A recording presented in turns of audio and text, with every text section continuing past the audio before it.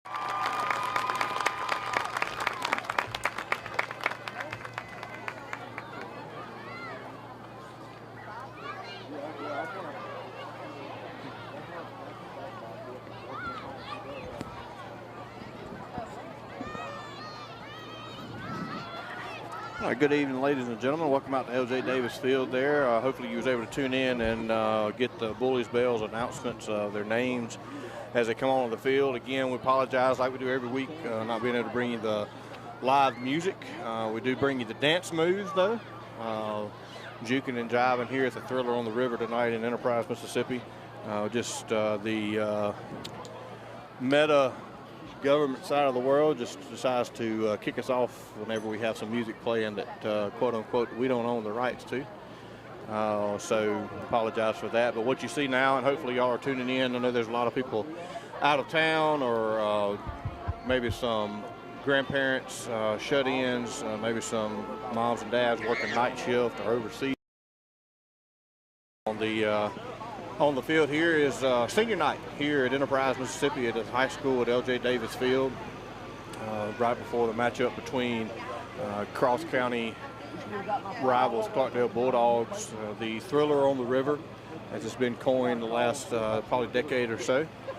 Rightfully so, just a little bit west here, about 100 yards from the way the crow flies to the river. Got the lagoon off to the south side. And big crowd here. We're going to have the football senior notifications first, and then we'll have cheer and band following that.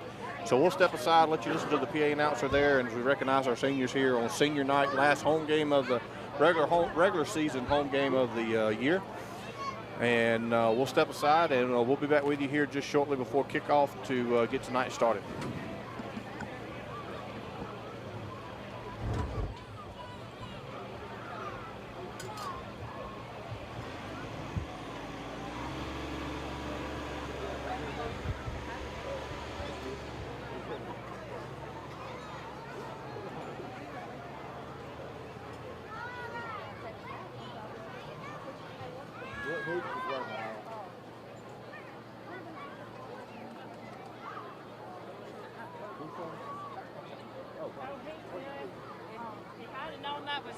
Pull me over. I know you would. It's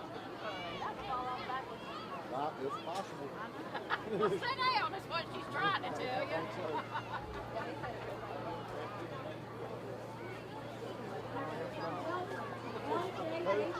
Saw probably 8 or 10 to get him in position. No doubt. It was worth it.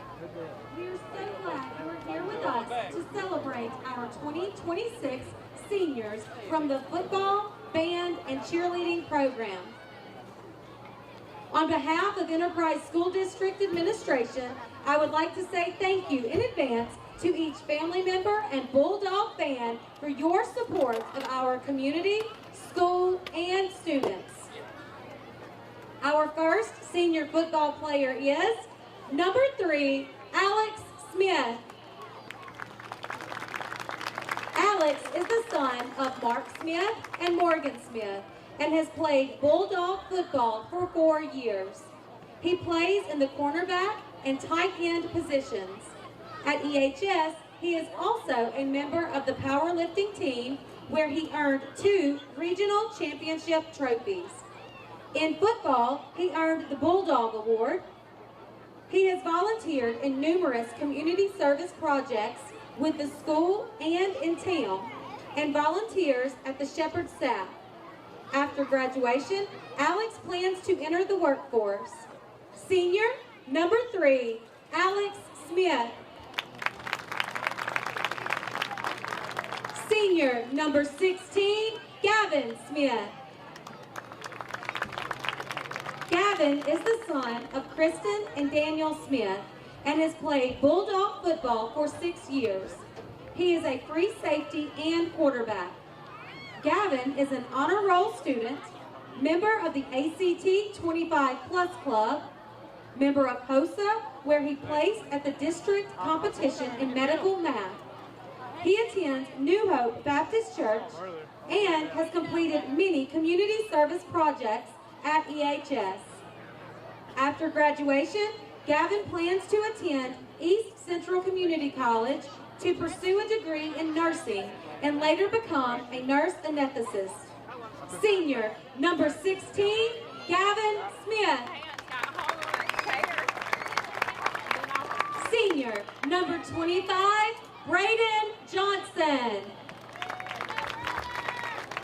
Braden is the son of Tiffany and Lynn Johnson and has played Bulldog football for 6 years. He plays fullback and linebacker. Braden has maintained honor roll all through high school. He is currently enrolled in the welding program at Jones College.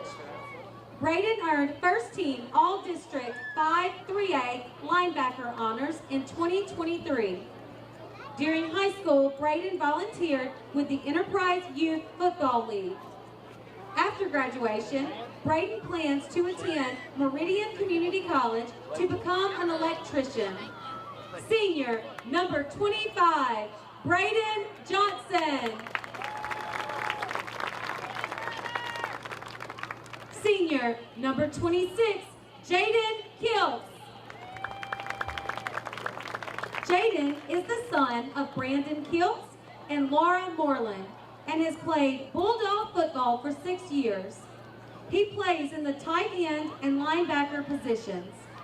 At EHS, he is a member of the varsity baseball team and is enrolled in the dual credit welding program at Jones College. He has earned honor roll each year during his academic career. He attends East Pleasant Grove Baptist Church, where he is active in the youth group.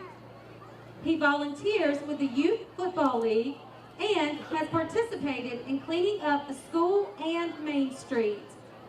After graduation, Jaden plans to attend Delta State University to earn his pilot's license and become a commercial pilot.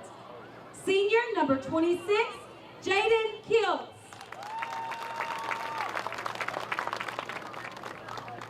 Senior number 57, Joshua Levi Williams. Levi is the son of Josh and Lisa Williams and has played Bulldog football for 6 years. He is an offensive guard and defensive tackle.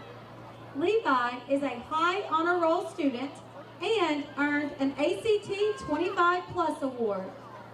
He is a 6-year member of the FCA lead team and current president of FCA. Health Occupational Students of American chaplain, National Senior Beta Club member. Levi is an active member of Faith Assembly of God Church and Pine Hill Baptist Church. He has also participated in numerous school-sponsored community service projects to include Coats for Kids, canned food drives, and cleanup of Main Street. He has earned over 60 hours of community service. After graduation, Levi plans to attend Jones College and pursue a degree in nursing. His goal is to be an air care flight nurse, but plans to start off in the emergency department at Ochsner Medical Center in Meridian. Senior number 57, Joshua Levi Williams. Senior number 68, Tyler Boykin. Tyler is the son of Sarah and Benjamin Jenkins and has played Bulldog football for 4 years. He plays in the guard position. At EHS, Tyler is also a member of the powerlifting team. He attends Enterprise Baptist Church and has participated in community service projects at EHS. After graduation, Tyler plans to attend Mississippi Gulf Coast Community College and major in finance. Senior number 68, Tyler Boykin. Senior number 75, Trey Williams. Trey is the son of Sean and Lori Williams and has played Bulldog football for 4 years. He is a defensive back. At EHS, Trey is a member of the varsity baseball team and FFA. He attends 3S Cowboy Church. After graduation, Trey plans to attend Meridian Community College and complete the lineman program. Senior number 75, Trey Williams.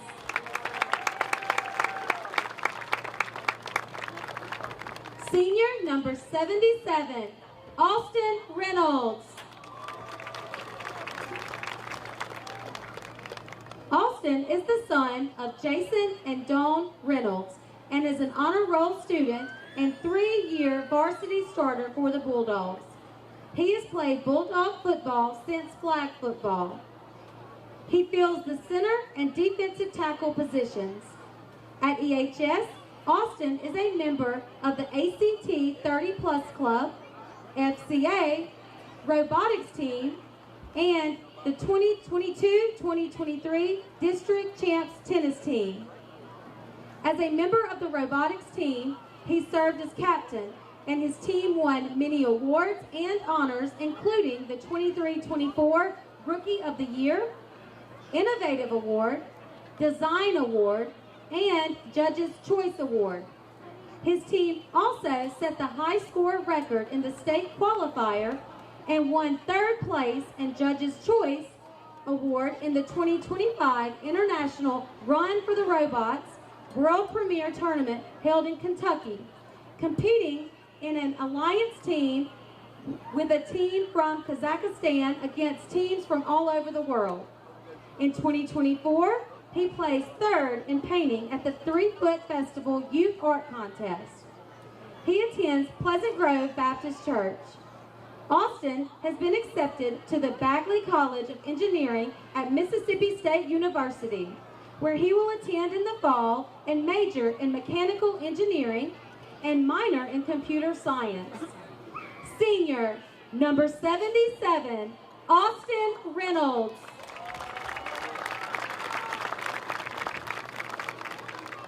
Senior manager, Sam Hopkins. Sam is the son of Jonathan and Crystal Hopkins and serves as manager for the football team.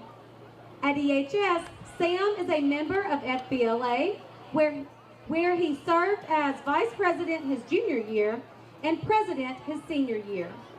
Sam also placed 2nd at the FBLA district competition at Jones College and attended state competition at USM.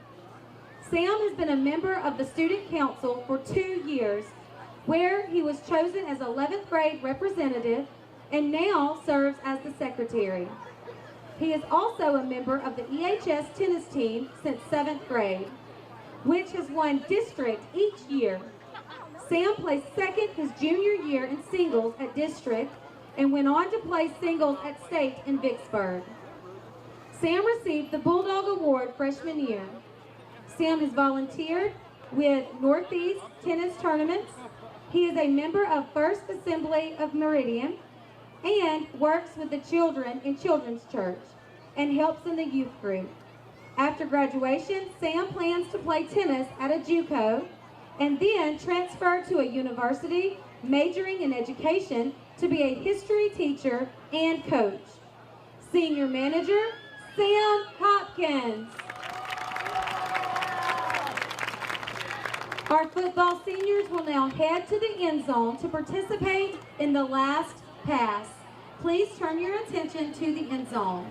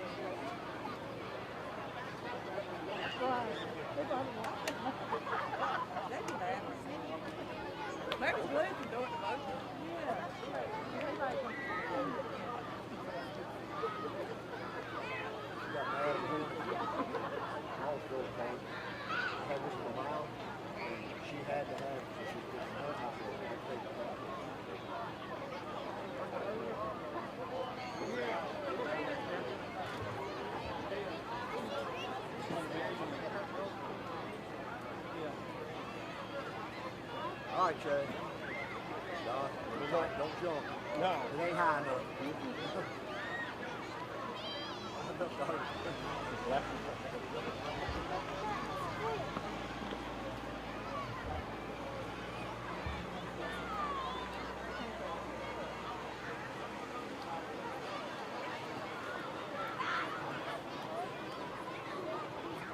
Let's give these senior football players another round of applause.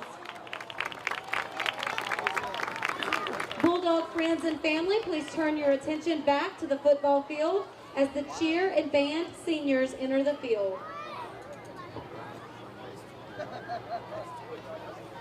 Our first senior cheerleader is Lauren Claire Gatlin.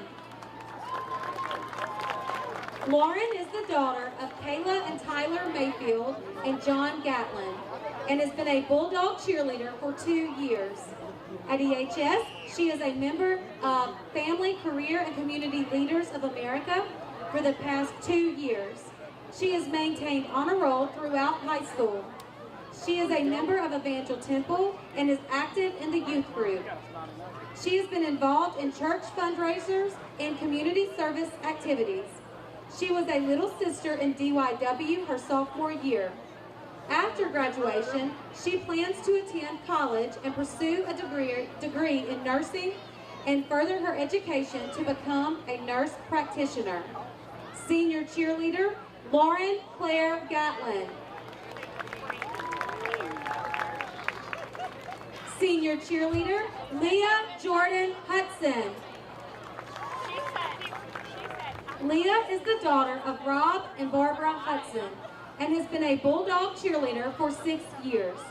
At EHS, she is a member of the ACT 25 Plus Club, Senior Beta Club, HOSA, where she serves as treasurer, and served her class as treasurer her freshman and sophomore year. She has maintained honor roll her entire academic career. She earned 3rd place in the district HOSA competition. She has been an All-American nominee 4 times and received All-American her senior year. She is a member of Midway Baptist Church. After graduation, Leah plans to attend a 4-year university and obtain a degree in nursing to eventually become a nurse practitioner. Senior cheerleader, Leah Hudson.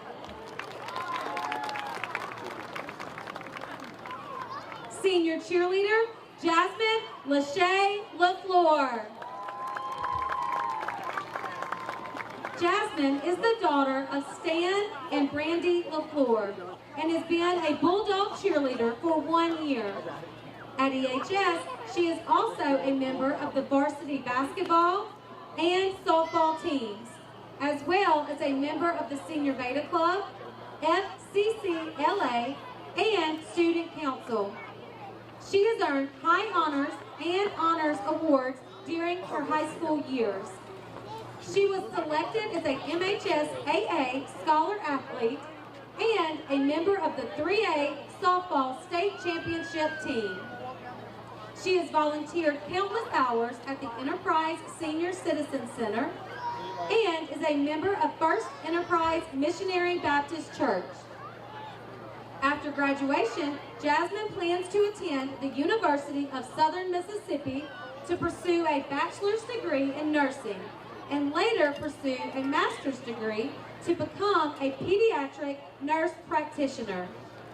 Senior cheerleader, Jasmine Lachey LaFleur.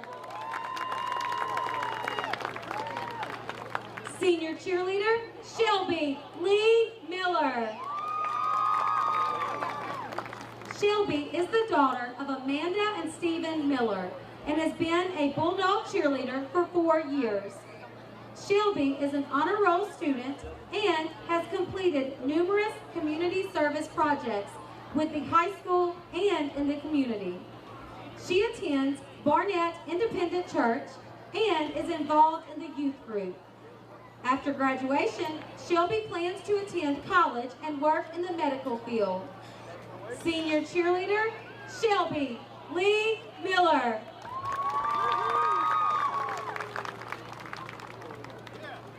Senior cheerleader, Reese Parker. Reese is the daughter of Wade and Franny Parker and has been a Bulldog cheerleader for 2 years. At EHS, Reese is a member of the National Beta Club, president of HOSA, captain of the soccer team, and on the tennis team. She has served her class as secretary for 3 years and earned National Cheerleading Association All-American honors. She is a member of the Evangel Temple Church and is an active member of the youth group and volunteers for Vacation Bible School. She also supports fundraisers and volunteer work for the community. After graduation, Reese plans to attend Meridian Community College to further her academic and athletic career on a soccer scholarship and obtain a degree in biology, and then continue her education to become a physician's assistant. Senior cheerleader, Reese Parker.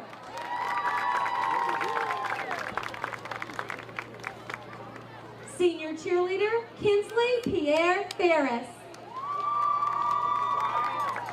Kinsley is the daughter of Macy and Alex Dickerson and Kyle and Brittany Ferris, and has been a Bulldog cheerleader for 2 years. She is a member of Quitman Church of Christ, where she is an active member of the youth group and volunteers with community outreach and Vacation Bible School. After graduation, Kinsley plans to continue her academics at Meridian Community College and Mississippi State University to pursue a degree in education or business administration. Senior cheerleader, Kinsley Pierre Ferris.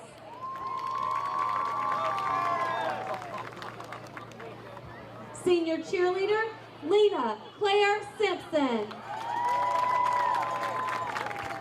Lena Claire is the daughter of JD and Kelly Simpson and has been a Bulldog cheerleader for 6 years. At EHS, she is also a member of the varsity basketball team, where she serves as captain, and a member of the tennis team. She is also a member of the National Beta Club, Fellowship of Christian Athletes, where she is a member of the lead team, a member of SAD, the treasurer of FCCLA, and student council historian. She serves her senior class as secretary and was elected sophomore and senior May. She has earned highest honors throughout her academic career. She is a member of Enterprise Baptist Church, where she is active in the youth group and enjoys working Vacation Bible School and helping with community events. After graduation, Lena plans to attend college to cheer and become active in the BSU while pursuing a degree in interior design. She also plans to serve by volunteering and serving on mission trips. Senior cheerleader, Lena Claire Simpson.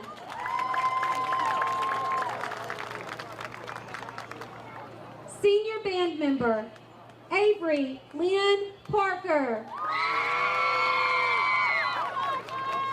Avery is the daughter of Jennifer Lynn Parker and James Eddie Parker, and has been a member of the Pride of Enterprise Band for 4 years. She serves as color guard captain. At EHS, she is a member of HOSA, ACT 25 Plus Club, and received honor roll her entire academic career. She has received the Best Spinner Award 2 years in a row and Section Leader of the Year. She actively participates in community service for HOSA and college and career readiness class. She is a team member of Greer's Cash Saver. After graduation, Avery plans to attend college to pursue a degree in nursing and become a registered nurse specializing in geriatric care. Senior band member, Avery Lynn Parker. Senior band member, Lucas Womack. Lucas is the son of Philip Womack and Tiffany Donaldson and has been a member of the Pride of Enterprise for 4 years. He plays the alto saxophone. At EHS, he is also a member of the Art Club and Enterprise Concert Band. He participates in various community projects with the school. After graduation, he plans to attend college and pursue a degree in mechanical engineering. Senior band member, Lucas Womack. Let's give these seniors another round of applause. We wish you all the very best of luck in your future endeavors.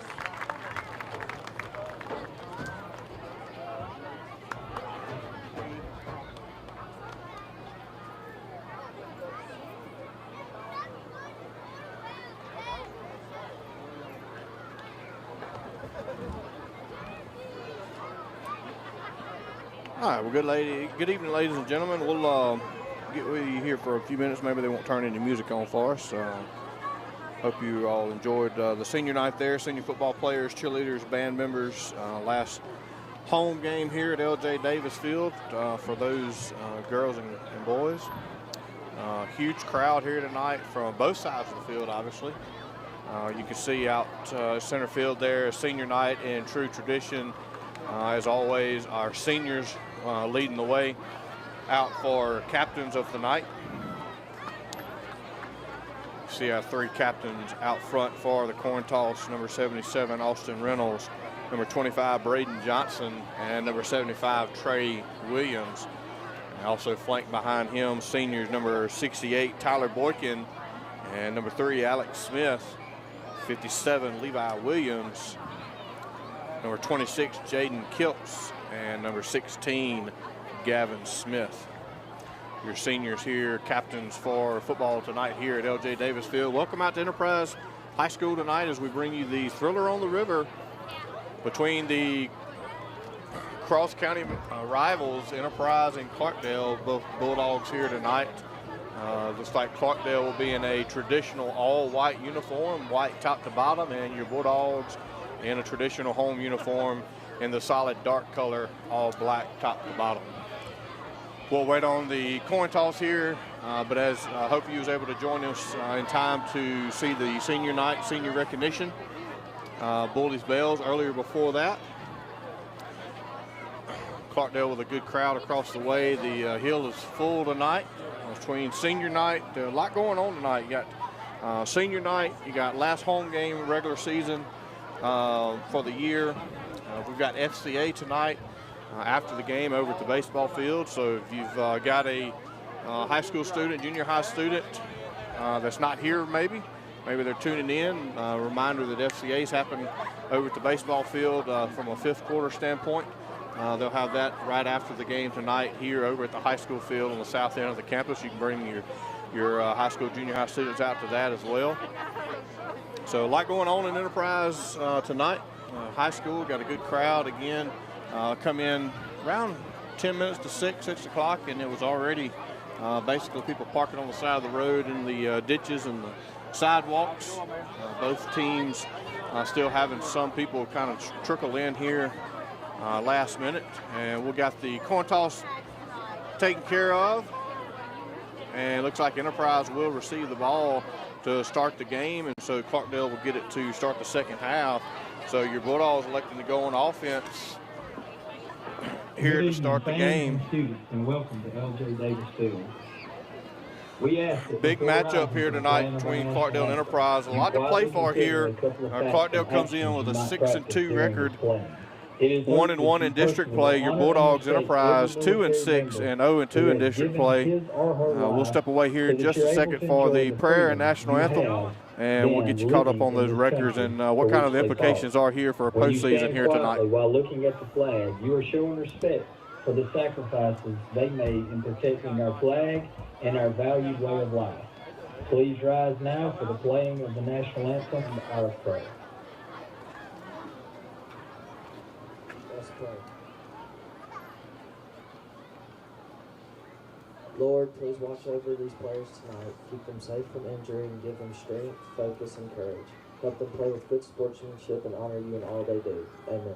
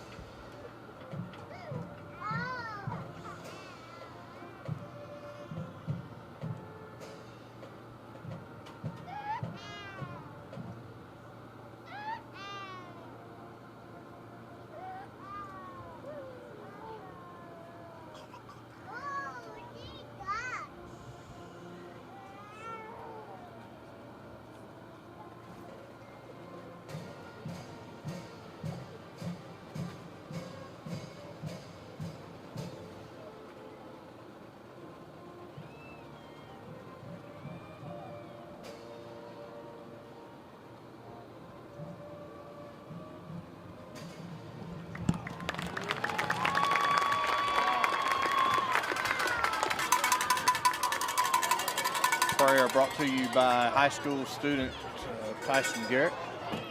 And then the Pride of Enterprise bringing you the national anthem for the raising of the flags. Shout out to Cuz there, Lynn out there in Mexico, watching from across the sea there. May God be with you all.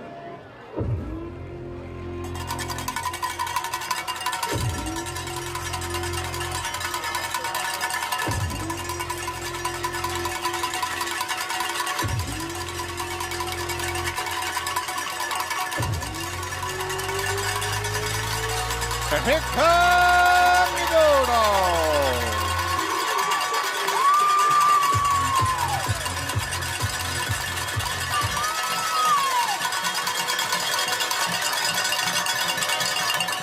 Every Friday night we get your blood pumping. We got cowbells out, we've got grills going, we've got smoke, we've got helmets, we've got all black here at L.J. Davis Field uniforms at home, hosting the cross-county rival Clarkdale Bulldogs, coming in tonight with a 6-2 overall record, 1-1 in district play. Your Bulldogs of Enterprise coming in 2-6, basically a mirror image opposite of Clarkdale, and 0-2 in district play. A lot to play for tonight. We're talking about implications here. Win the next 2 weeks in a row against Clarkdale and Mize really does kind of set the Bulldogs up for potential postseason play. And so not only a lot to play for yourself for postseason play, you've also got a chance to maybe put Clarkdale behind the sticks if you beat them tonight here for their postseason play. And then just at the end of the day, you've got senior night and you've got cross-county rival Clarkdale. So a lot of pride on the line tonight here at the Thriller on the River here. Clarkdale again winning the toss and deferring, so the Bulldogs of Enterprise will they'll be receiving the ball. Looks like it'll be Chapman and Bryant back to receive. Chapman back after being a little bit banged up last week. We'll talk about a couple more injuries that either we got back or lost this week, and so waiting on the signal from the White Hat. We've got smoke. We've got good, cool October football weather. Cowbells are out. There'll be an onside attempt here, and it looks like the ball is still loose. And after the onside kick, Clarkdale looks like they will receive. So a great onside kick there. Probably one of the better high school onside kicks that I've seen in maybe 5 or 6 years. It's been a long time going across the entire length of the field. Got a great bounce at the right time. Senior Trey Williams went up to try to grab the ball and was hit as he grabbed it, knocked it loose, and Clarkdale able to fall onto it. So Bulldog defense out now. Clarkdale in the shotgun. Quick pitch out to the right. Number 8 trying to get to the corner. He does get around the corner, but pushed out of bounds by number 7, Braden Brode. Harris on the carry. Across the defensive front for your Bulldogs, you'll have Spencer Wheat out at the defensive end position, flanking on the other side with him, Mason Deason, and then you've got Big Brody Stevens and Trey Williams on the interior defensive line. Your linebackers, Johnson, Dearman, and Bryant. Fake handoff out to the left to a bubble screen pass to the receiver. Got a good block by the receiver out there, and they're going to take that in from 45 yards out for Clarkdale. 2 quick plays, strikes for a touchdown. So an early lead here by Clarkdale, and just really kind of sucking the momentum out of the home crowd here after Enterprise hopefully receiving the ball, losing it on the onside kick, and then 2 plays from scrimmage. Clarkdale with a good, just a wide receiver screen pass out to the left. Shout out to the wide out there on the left side for Clarkdale with a great downfield block there, springing into the end zone. A little bit of a high snap, but handled well by number 2, and he gets it down. And number 9 punts it, kicks it through for the PAT is good. So Clarkdale with an early lead, 20 seconds into the game here, up 7-0. Last week, your Bulldogs over in Bay Springs, over in Taylorsville, over in Tartar Country last week, dropping that matchup to them. Clarkdale hosted Mize, a conference district matchup last week. Mize Bulldogs went to Clarkdale and handled them well, 45-0. And so both teams are kind of on a losing streak here. Clarkdale's got a 2-game losing streak. Your Bulldogs with a 4-game losing streak. And then on top of that, you've also got the last 3 years, Clarkdale owns the winning streak here between the matchup between Enterprise and Clarkdale. So again, just to add another layer to the need for Enterprise to really come together here tonight to get a win to kind of break that losing streak to the cross-county rivals. Enterprise obviously holds a very large, demanding lead in the complete matchup, but the last 3 years, Clarkdale able to get the best of Enterprise.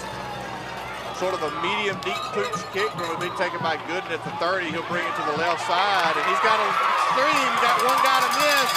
He does make the kicker miss, but the 33 is able to catch up to him. So a great return there by Gooden, taking it right up the middle. And so bringing life back to the home crowd immediately on the kickoff return. And they'll also start their first offensive possession in opponent territory down to the 35-yard line of Clarkdale. So pretty exciting 30 seconds there, Chad. We've got all kinds of things happening right out the gate. Probably really imagine anything different. Thriller on the river. A lot of excitement here. Again, the field's full. Both stands are full. Got both bands here.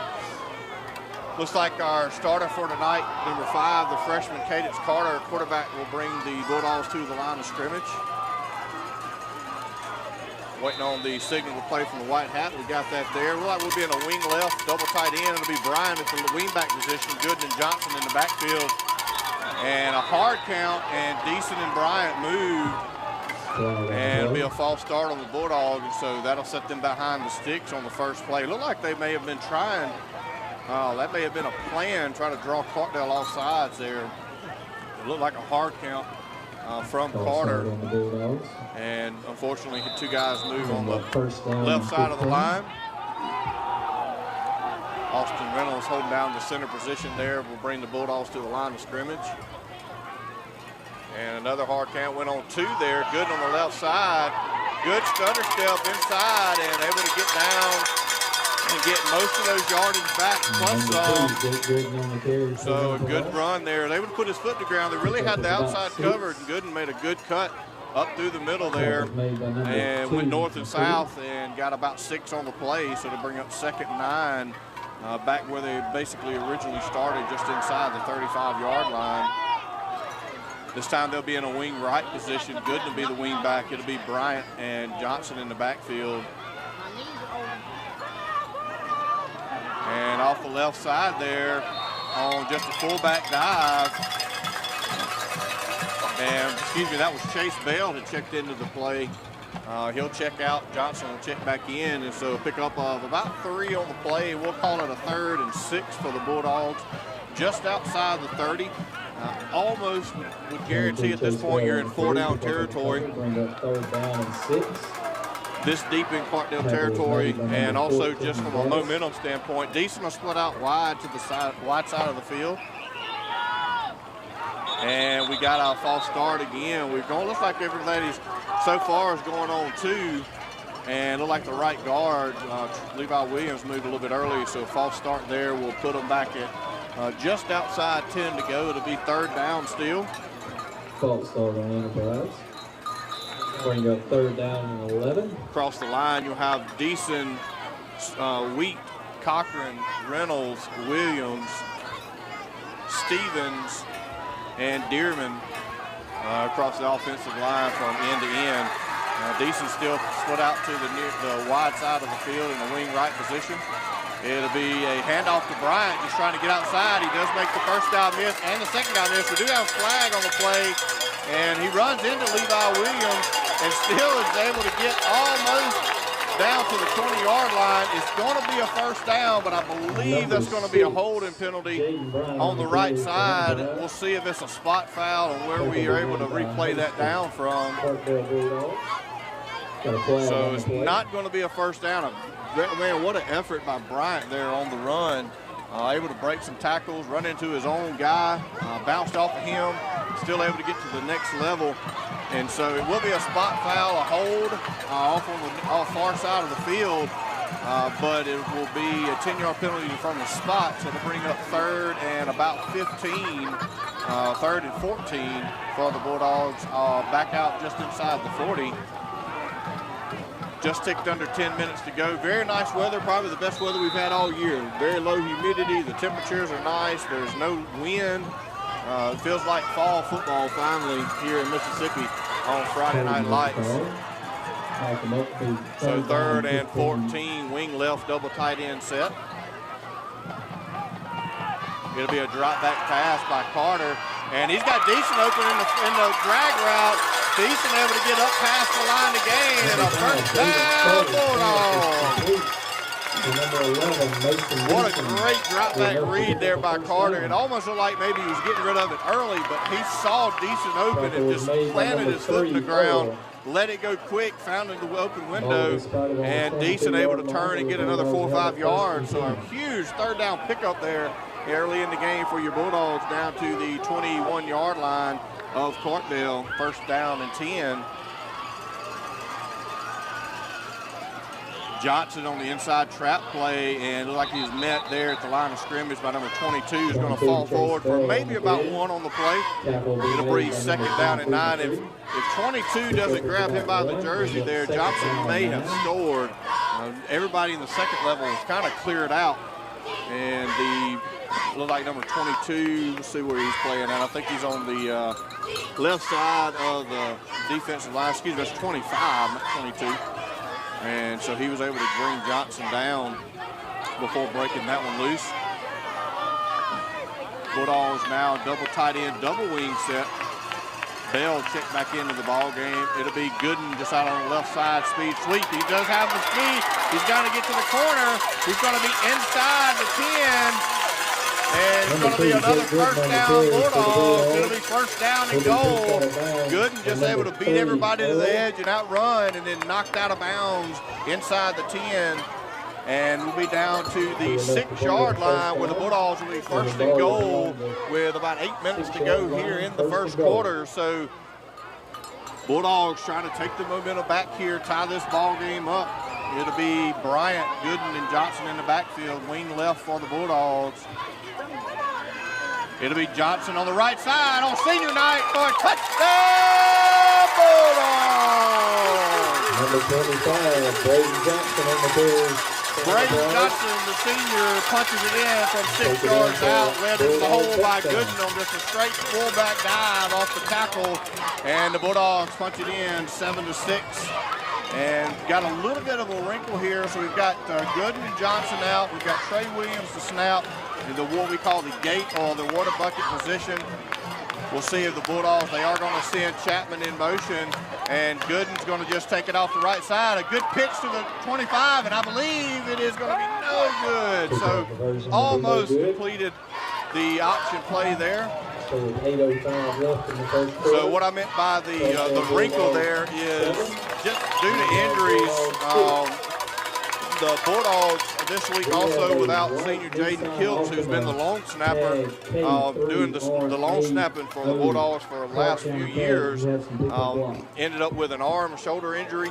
And so he's out tonight. So from a special team standpoint, you've got a freshman punter.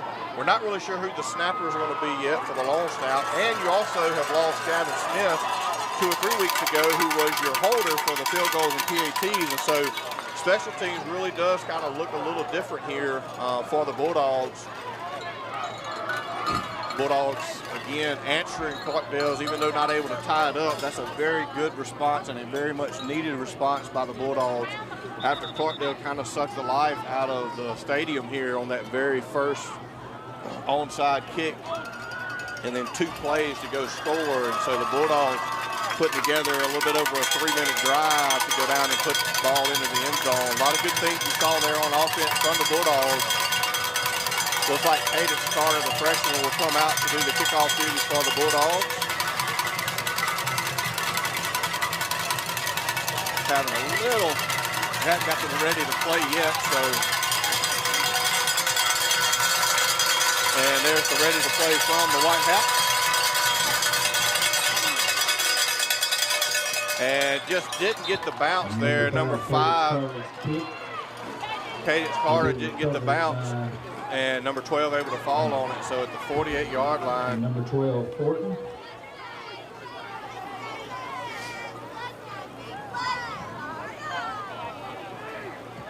So Clarkdale will start on their side of the field this time. They'll be at the 48-yard line. They'll come to the line of scrimmage. 2 wideouts to the left, 1 to the right. They'll be in the shotgun with a halfback flanked off to the quarterback's right.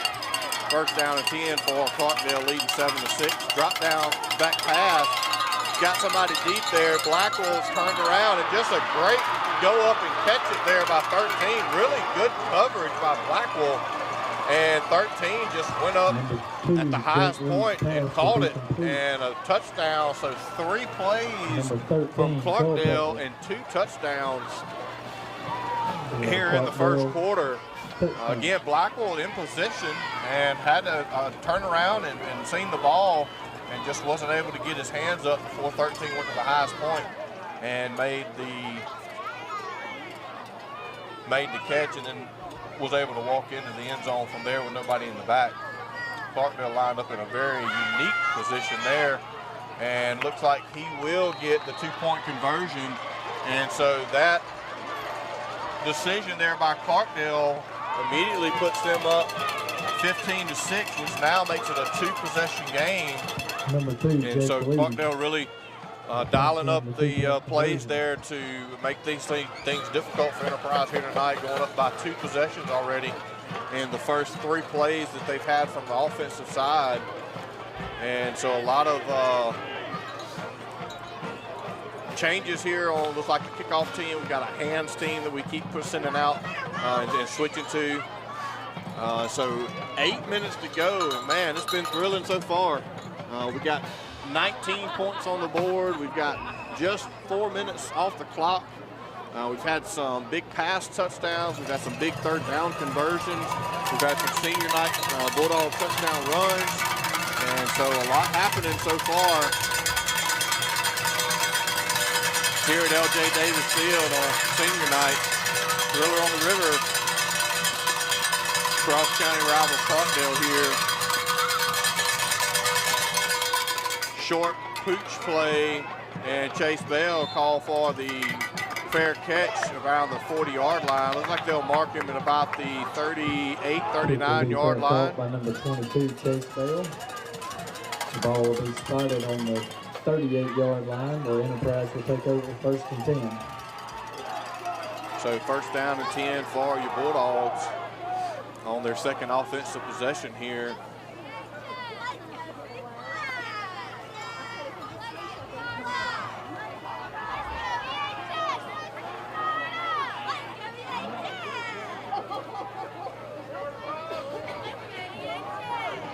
Waiting on, I think they didn't, I'm not sure what they're doing actually. They're waiting on the score, I believe. Yeah, that's what it is. They're waiting on the score to be updated to 15-6. The scoreboard right now still shows 13. They didn't have the 2-point conversion. White Hat paying attention there, getting them to fix that, and that's fixed. Now we'll wait for the signal to play, and it'll be, looks like a wing right for the Bulldogs with Bryant, Johnson, and Gooden in the backfield. Carter will bring them to the line of scrimmage. It'll be Gooden on misdirection, and is going to hit by a couple of Clarkdale Bulldogs at the line of scrimmage. He may have got about a half yard. We'll say he got a full yard there on the carry. It'll be 2nd down and 9 for the Bulldogs. Tackle being made by number 22, McCray. Not quite out to the 40-yard line yet. If you're just joining us here tonight, you can find us on Facebook and YouTube. You can go to our Facebook website and find our YouTube link to our Clark County Hot Topics. CC Hot Topics Live, I believe, is what you can find that under. But we're in both places, so it's easy for you watching on YouTube versus Facebook. Brian on the right side, just a speed sweep. He does got the edge, and is going to be out at about the 45, 46-yard line. So positive plays there by Bryant, just on a speed sweep out to the right. And looks like we'll be the 46-yard line, so it'll be 3rd and a short 3. 3rd down for the Bulldogs. And just with the way that Clarkdale showed their offensive power, I wouldn't be totally surprised if you're in 4-down territory here in the first quarter with only 3 yards to get.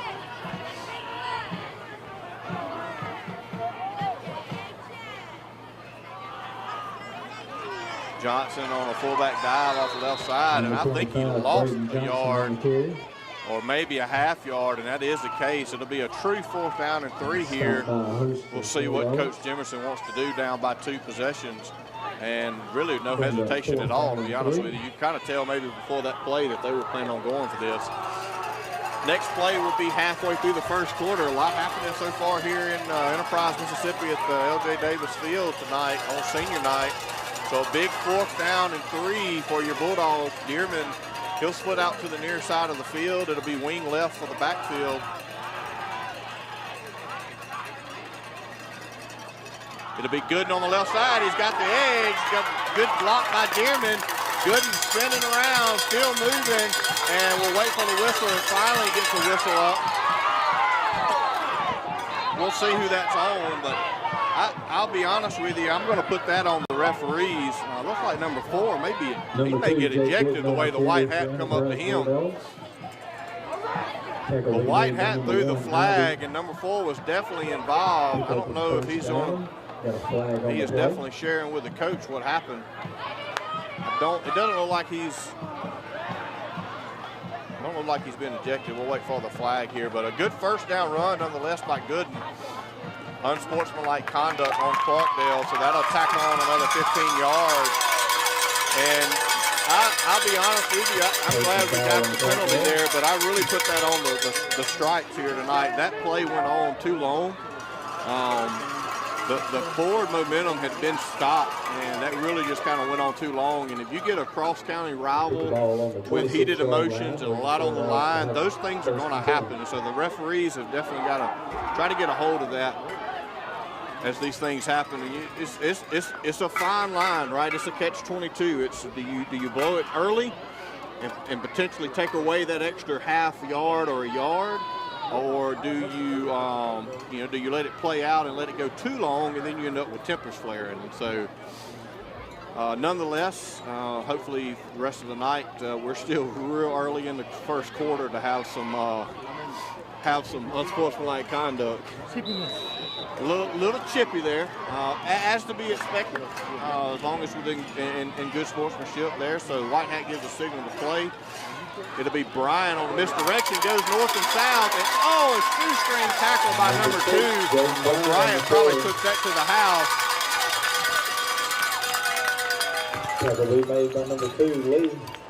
Great read by Bryant there, not trying to go outside and using his pulling blockers to cut that back inside and go north and south and pick up a 1st down for the Bulldogs.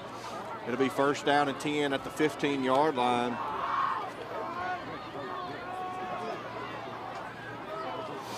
Double tight end, double wing set for your Bulldogs. It'll be Gooden in motion. Fumbled snap, and looks like between Bell and Carter they was able to get on it. And so not able to get the snap there. I'm not sure if he was trying to get that to Gooden on the speed sweep or something else was being planned there, but nonetheless a fumble snap. And thankfully we didn't lose any yards. The ball kind of went forward, and Carter and Bell were able to get on top of it. So no gain on the fumble snap there. 2nd down and 10 for your Bulldogs. It'll be double tight end, wing left set again. Bryant, Johnson, and Gooden. Bryan at your wing back position. Carter brings him to the line of scrimmage. He'll send Bryan in motion. It'll be Gooden on just a quick pitch to the right. Puts his foot in the ground, coming back left and trying to go north and south now, and just got hit hard there by a couple of Bulldogs, and then number 4 comes in and hits him as he was being held up. And so all of that for no gain. A little late on the pitch there by Carter, getting it out to Gooden. Good job by Clarkdale, the defensive end, really setting the edge there and forcing Gooden back inside for some help. So good discipline there by the Clarkdale defensive end. Just ticked under 4 minutes to go here. 3rd and 10 for the Bulldogs. You'd like to get at least half of this, make your 4th down manageable, or we just throw this thing into the end zone here for a touchdown.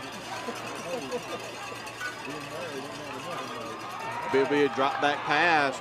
And he does got Deason open. About just great effort there by Deason on the tip pass. The ball went right through the linebacker's hands.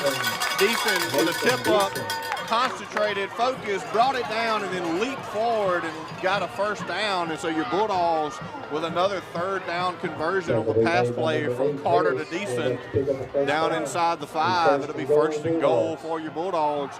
3:15 to go here in the first quarter.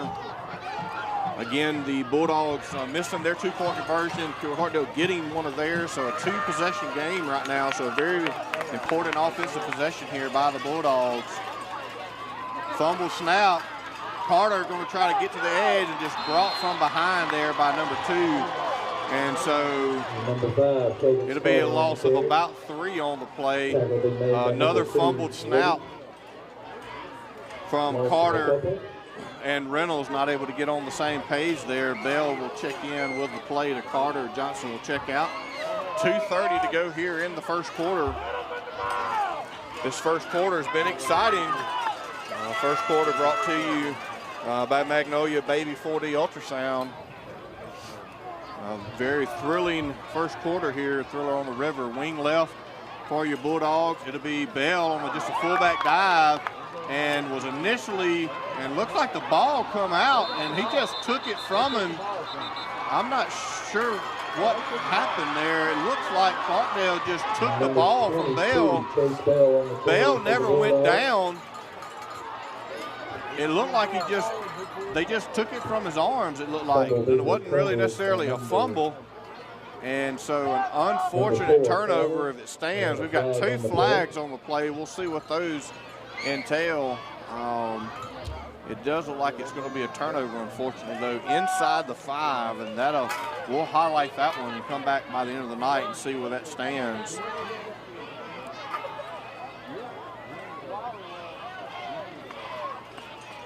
So unsportsmanlike conduct against Clarkdale again, but it is going to be Clarkdale ball. And one of those penalties is Lebo would point out, or my buddy Abe out in Texas is one of those that if you're going to get a penalty, get it inside the 5, because what would have been a 15-yard penalty turns out to be a 2-yard penalty, half the distance to the goal. I'm not sure which number that was on that time. Clarkdale with a couple of unsportsmanlike early in the first quarter. They've got to be careful there. After 2 of those, each individual player gets a second one. They could be disqualified, not only for this game, but for next week also possibly. So what looked like a promising drive there, the Bulldogs able to go down and put something on the board. Man, really just kind of stifled there by the turnover inside the 5. And so Clarkdale will take over, looks like just inside the 3-yard line. It'll be first down and 10. They'll have to go the length of the field to the south end to the lagoon there. We'll see what the Bulldogs defense get adjusted to. Just going to be a quarterback give on the left side, and he's able to get through the line of scrimmage and the second level, finally brought down by Gooden, but a little breathing room there from Clarkdale on the quarterback keeper.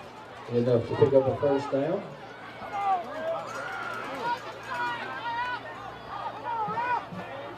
So big first down play there by Clarkdale, getting them some breathing room away from the end zone. It'll be out to about the 17-yard line, first and 10 for Clarkdale. Bulldog defense really haven't been on the field much. It's only been 4. That's only the 4th play that Clarkdale's run. And so defense really need to buckle down here, try to get a turnover on downs and get this ball back. It'll be a give to number 8. And he's hitting the hole there hard.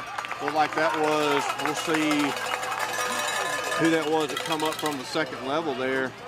Looked like Dearman and Bryant was able to meet him in the hole there at the second level, but being at the second level, still able to pick up about 5. It'll be second 5 for Clarkdale here. After the next play, we'll be under 1 to play here in the first quarter. This first quarter brought to you by Magnolia Baby 4D and Ultrasound.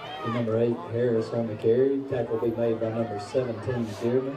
Pick up of about 5. Play clock under 10 to go for Clarkdale. He'll send number 8 in motion. It'll be him on a speed sweep out to the left. Good job there by number 7, able to get him inside. Some hard hitting by the Bulldogs. We got 2 flags on the backside, one from the white hat, one from the far judge. Most of the time, the white hat, that's going to be a holding penalty. We'll wait and see what the call is. And we'll see if Coach Jimerson wants to take the penalty or the down.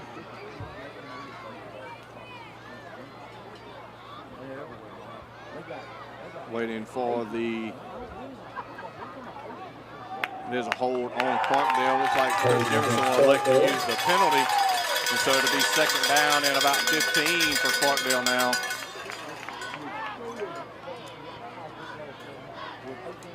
That penalty stops the clock momentarily. 53 seconds to go here in this first quarter. We're going to take over 2nd down and about Clock 15. will be started here now, so we'll see. This may be the last play of the first quarter here.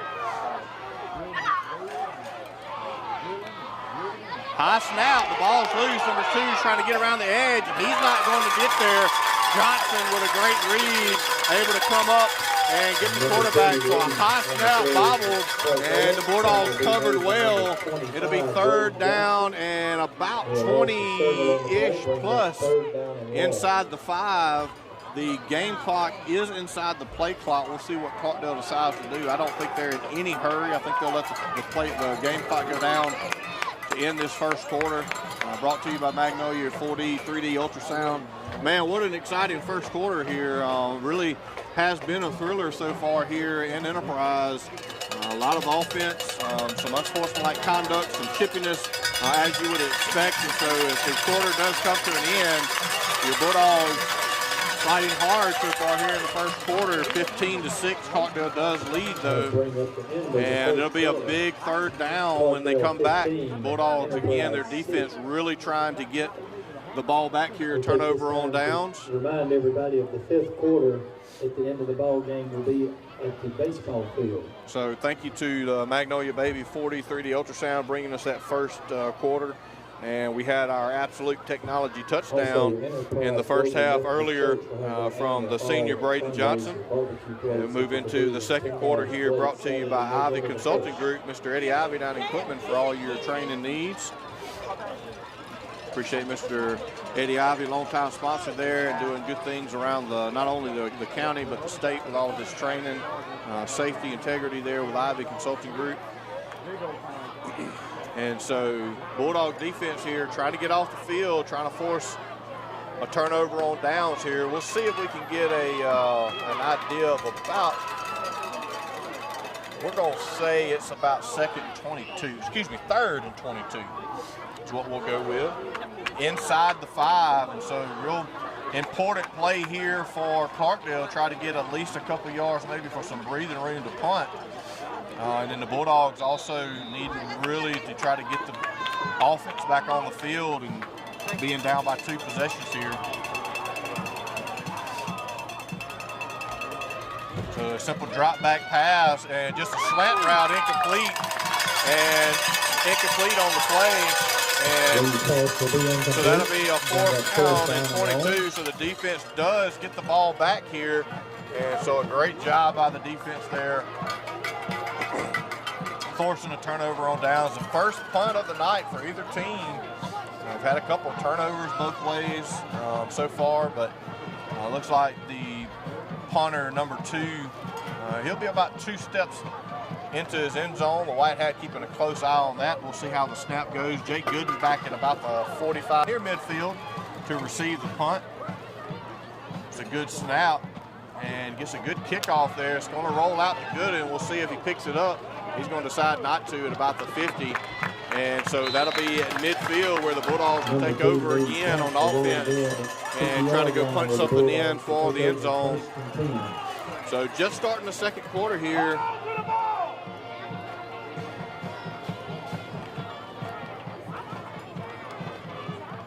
I think there was some misconfusion, Lance, see your comment. I don't disagree with you at all, but I'm not sure. I think it was off camera, but I don't believe the intentions last kickoff was for Carter to do the quote-unquote onside kick. Coach Jimerson didn't seem very pleased with that, and so we'll see next time we score and kick off here. It'll be Bryan in motion. It'll be Johnson on the right side, fullback dive. and makes an inside move there and is able to get about 3 on the play. Johnson on the carry. Bell will check in. Johnson will check out with the play. It'll be 2nd down and 7, just crossing 50-yard line. So now over in Clarkdale territory.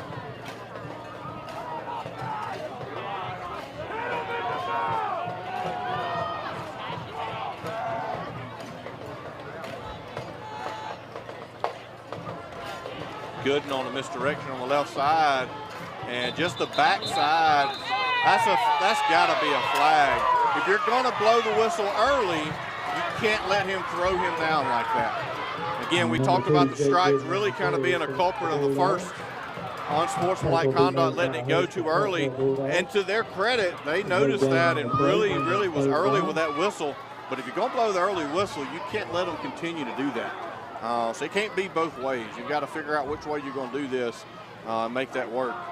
Nonetheless, good coverage on that's the backside Clarkdale defense that was able to bring Gooden down on the misdirection. So 3rd down and 7 here for the Bulldogs. Dearman splits out wide to the wide side of the field. It'll be Gooden on a speed sweep left. Got a couple of blockers trying to get to the line to gain, and it's going to be about 3 or 4 yards short. We'll see if Coach Jimerson rolls the dice again here on 4th down. It's going to be 4th, and we'll call it 4, maybe a short 4 at about the 43-yard line. Again, Johnson checking in the play here. Carter will come to the line of scrimmage here. We'll see what Coach Wilkins is wanting to. It looks like Coach Kelly Jimerson is going to call their first charge timeout of the night. Try to get a 4th down play here call. So first timeout of the night here with 9:50 to go in the first half. Again, the first quarter very exciting and a lot of back and forth.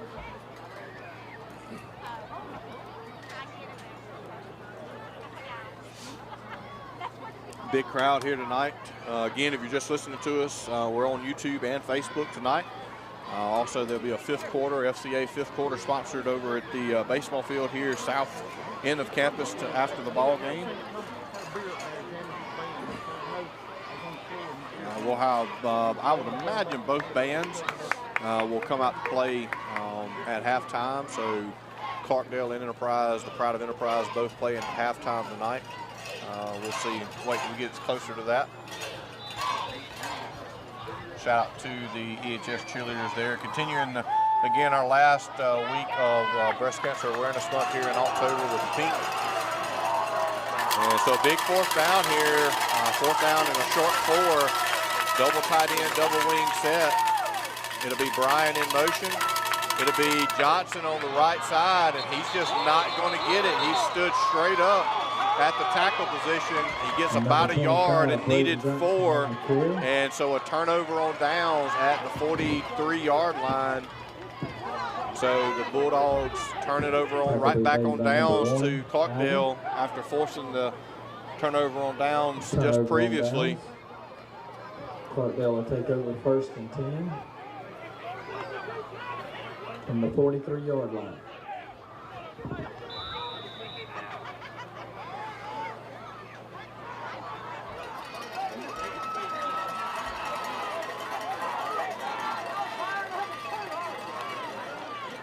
Give to number 8 on the left side. Good job by Bryant turning him inside. Gooden and Dearman able to bring him down. Number 8 Harris on the carry for Clarkdale. Hard running by the Clarkdale running. Really both sets of running backs here in Enterprise and Clarkdale tonight running hard. Nobody going down after the first contact. Everybody driving their feet, pushing hard, good hard-nosed, small 2A football here at LJ Davis Field here tonight. Pickup of about 4 on the play. It'll be blown dead here. Looks like we've got a flag, and it's going to be a false start on Clarkdale. So that'll back them up behind the original line of scrimmage. It'll be a 2nd and maybe 11, maybe 10 and a half here. False start, Clarkdale.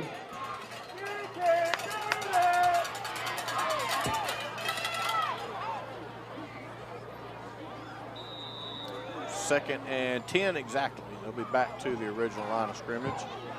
Bring up 2nd down and 10. Just ticked under 9 minutes to go here in the first half. Again, the second quarter brought to you by Ivy Consulting Group. Mr. Eddie Ivy down there in Quitman for all your training needs. You give him a shout down there on Gracie Moore Lane there in Quitman. We'll try to get you your equipment store here before halftime as well. Quitman at home tonight also. Drop back pass by number 2. Just going to go deep there, and he looks like he's got a guy open, and he had Smith beat. And just another completed long touchdown pass of 55-plus yards by Clarkdale, and able to put another quick score on the home run play there by Clarkdale. Just a deep post route, basically, by the wideout, and a great drop ball pass. That was a very pretty play, very good. The ball was dropped exactly where it needed to be. Met the receiver in stride. He had about 2.5 steps on Smith out at the cornerback position, and a great completion and touchdown by Clarkdale there. Now up 21-6. There'll be a direct snap, and number 25 will roll in for another 2-point conversion. Will be good, and so that'll be 23-6. Clarkdale leading your Enterprise Bulldogs here in the first half. So the offense really here need to go down and get a little bit of momentum back here before the end of the first half. The Clarkdale Bulldogs will get the they'll get the ball coming out at halftime. So the Enterprise really need to go down and put something on the board here.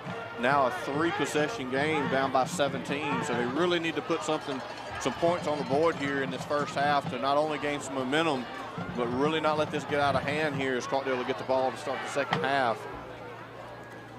Looks like Enterprise will elect for that hands team to come back in again on the kickoff return team.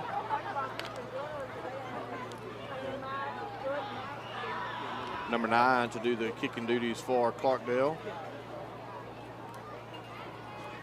We've seen a little bit of it all. We've seen an onside kick, a short pooch kick, which is what this will be as well. Bryant takes it and makes a couple of stutter steps out to the left. He's got the edge. Got it big. Just the kicker was able to knock him out of bounds. So good job by Bryant, giving the Bulldogs good field position to start their next offensive drive down around the 40-yard line. Some of y'all that are, I guess, the late 90s, maybe early 2000s, just a little bit before I started, Mr. Barry Dool kind of made that short pooch kick famous. Some of that, let's see, that would have probably been 98, 99. The first time we ever did that, Casanova Harris. If y'all remember that, some of it going way back for some of us. Mr. Barry Dool kicking that short pooch kick about 12 yards, and Casanova Harris able to hit the guy square in the chest and cause a turnover. And really from then, it's been some sort of that pooch kick for Enterprise for a couple of decades now. Johnson on the inside, fullback Trout, and going to get a first down. Able to kick his feet after the first time he was hit. So a good pick up there by Johnson on first down. He'll move it inside the 30 of Clarkdale. With the ball started on the 28-yard line, the Bulldogs will take over first and 10. I bet Mr. Melton remembers old Barry and Casanova. That's going to be about his time frame there, just before I come through here. Bryant on misdirection, cuts it north and south, and falls forward and lunges for about 5 yards on the play. We'll say maybe 4. We'll call it second and 6. Number 64, McGill. So inside the 25 now of Clarkdale with just ticked under 8 minutes to go here in the second quarter.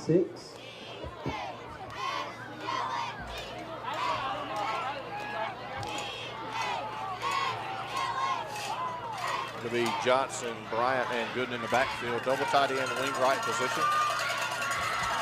This time it'll be Bryant on the right side, just in a straight give, and just covered well there by Clarkdale, and able to lose about a yard on the play there. So a good job by the left side of defensive line for Clarkdale, just basically pushing the lineman back into the running back field of running there. That will be made by Bell will host check Clarkdale in. So it'll be Bulldogs. 3rd down and 8, and we've been in 4-down territory at every other spot on the field, so you definitely know that we are probably here now at the 26-yard line. So 2 plays, need 8 yards, get a 1st down, and then try to put something on the scoreboard here for another one of those Absolute Technologies first half touchdowns. Looks like Clarkdale will spend their first time out of the night here on a big 3rd down play for their defense. And 6:43 to go here in the first half. Again, a lot of excitement here, a lot of big home run plays here for Clarkdale, which has really been kind of the kryptonite for Enterprise this year. There hasn't been hardly any teams that really just kind of grind and wind yourself down, kind of the mimic of what Enterprise does. It's really just been the home run plays really all year. And then you couple that with a ton of injuries, and not just injuries, but key position injuries playing both ways. And not just both ways, but I guess you call it special teams as well. We've lost a kicker, a punter, a long snapper, our holder, a linebacker, a fullbacker. We've lost 2 defensive backs. We've lost a quarterback twice. And so it's been a rough up and down year here. So Bulldogs really tonight here against Clarkdale and their cross-county rival, really just basically playing for pride here and trying to sneak their way into postseason play with a couple of back-to-back wins here maybe at the end of the season. 3rd down and 8 for your Bulldogs. It'll be a drop-back pass. And he's got Gooden and just got this turned around. Gooden not able to make an adjustment there. Good route by Gooden out of the backfield, kind of like a swing route. And good throw by Carter, just a little out to the outside, and Gooden not able to make the adjustment and make the catch. And so well-designed play, really kind of well done on both sides, just not able to connect. But Bulldogs throwing the ball a little bit more tonight than they have the last few weeks. And so maybe that bodes them well, moving some of those second-level guys back and making them be honest. So another 4th down and play here. Dearman splits out to the wide side of the field. It'll be Gooden in motion on a speed sweep out to the left. And I don't believe he's going to keep falling forward, but I don't think he's going to get there. And so another offensive drive stalled in Clarkdale territory. That's the 3rd one tonight. The Bulldogs have been inside the 5 once. And halfway deep into Clarkdale territory twice, and just not able to convert 1st downs. And so Clarkdale will take over. It'll be 6:30 to go, almost halfway through the 2nd quarter here. So 6:30 to go. The Bulldog defense really with a challenge here. Try to keep Clarkdale off the boards before the halftime, being as Clarkdale will get it come out to start the 3rd quarter. Drop back pass, just a little decoy route. It'll be a wheel ride out to the right side and just dropped by number 8 there. Looked like a decent pass, maybe a half football underthrown. Looked like it hit number 8 in his thighs. I'm not sure if maybe lost some lights, but he never really looked like he reached for it. Had about a half step on Smith there. Smith with better coverage there on that defensive play, but a nice design wheel route there by Clarkdale. And so incomplete pass will bring up 2nd and 10. Clarkdale looks like they'll go trips right to the wide side of the field. They'll be empty in the backfield. It'll be just a design quarterback draw. Johnson with a great read and able to bring him down. And we have a flag here. We'll see if it's a hold, maybe. Come from the umpire, which is typically the case. We haven't stopped the clock yet. There we go. We got the clock stopped. Flag on the play. So we'll see what Coach Jemerson wants to do. Does he want the ball? And it looks like Coach Jemerson is going to decline it, and it'll be a loss of about 3. They'll decline the hold penalty. They'll take the tackle for loss, or I guess it's technically you call that a sack since the quarterback was running, even though it wasn't a drop back pass. And so a sack for Johnson on the night, and it'll bring up 3rd and 13. And you really got to just believe that Clarkdale's going to sell out and throw the ball here. It's been their home run play all night. It's been where our kryptonite has been all year. And so you really got to try to buckle down. And I would even say, hey, let's send those linebackers. They haven't really run anything in the middle of the field yet. Let's go get the quarterback and make him uncomfortable.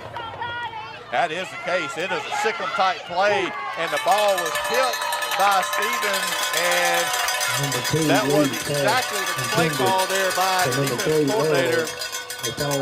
What we would have called a Sikkim-type play back in the day. Everybody's coming. If you didn't have a guy to guard, everybody was coming, and that boded well. There was more coming than they could block. Stevens went unblocked, was able to get his hands up, knock the ball down, and the ball fell short. So a great third down play there. Really got to be careful here. Clarkdale with a little wiggle room. They really could do something fake punt here. They've got the 17-point lead, 3 possessions. They're getting the ball at the end of the half. So you really got to be disciplined here. Make sure they get this punt off, and he does. A great punt there by Clarkdale. Lands at about the 40-yard line. They'll mark it down at about the 38. So about a 40-yard punt, 41-yard punt there from Clarkdale, and so the Bulldogs are going to prize defense holding strong the last 2 possessions, and offense, again, need to go down and put some points on the board here, cut into this 3-possession lead that Clarkdale holds here in the second quarter.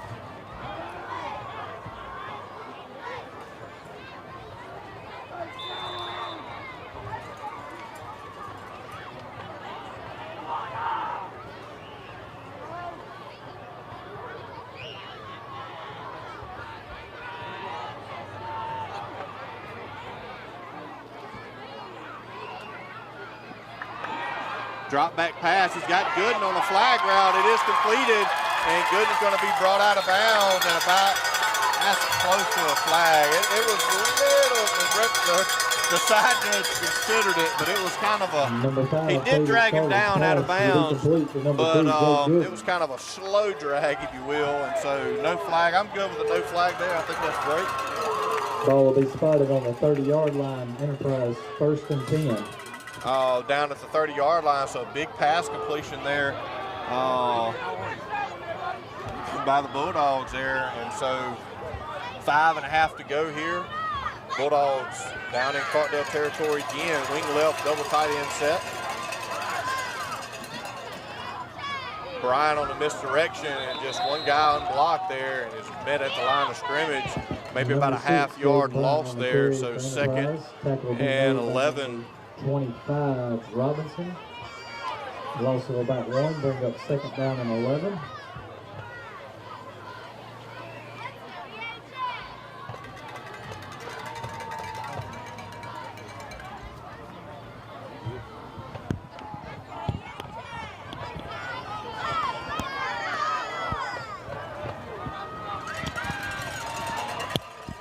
Double tight end, wing left set for the Bulldogs. It'll be Johnson on a fullback dive, hitting the hole there by 22, just power on power. Johnson able to fall forward for about 2 yards. It'll be 3rd down and we'll say about 3 yards on the carry. It'll be 3rd down and 8 here. Just ticked under 5 minutes to go here in the first half. Bulldogs trying to milk the clock down, also put some points on the board here to cut into this 3-possession lead here by Clarkdale. 3rd down and 8, almost identical position they were the last time they were on this side of the field. It'll be Gooden in motion. It'll be a drop back pass, and he's got Bryant, just overthrew Bryant there. He had Bryant in the flat there, or excuse me, I guess on a deep out route. Gooden was in the flats and just really overthrew him and out through the receiver there. And so another 4th down play here for the Bulldogs. Been 3 or 4 of those tonight. First couple was able to pick up, and then the last 1 or 2 not able to.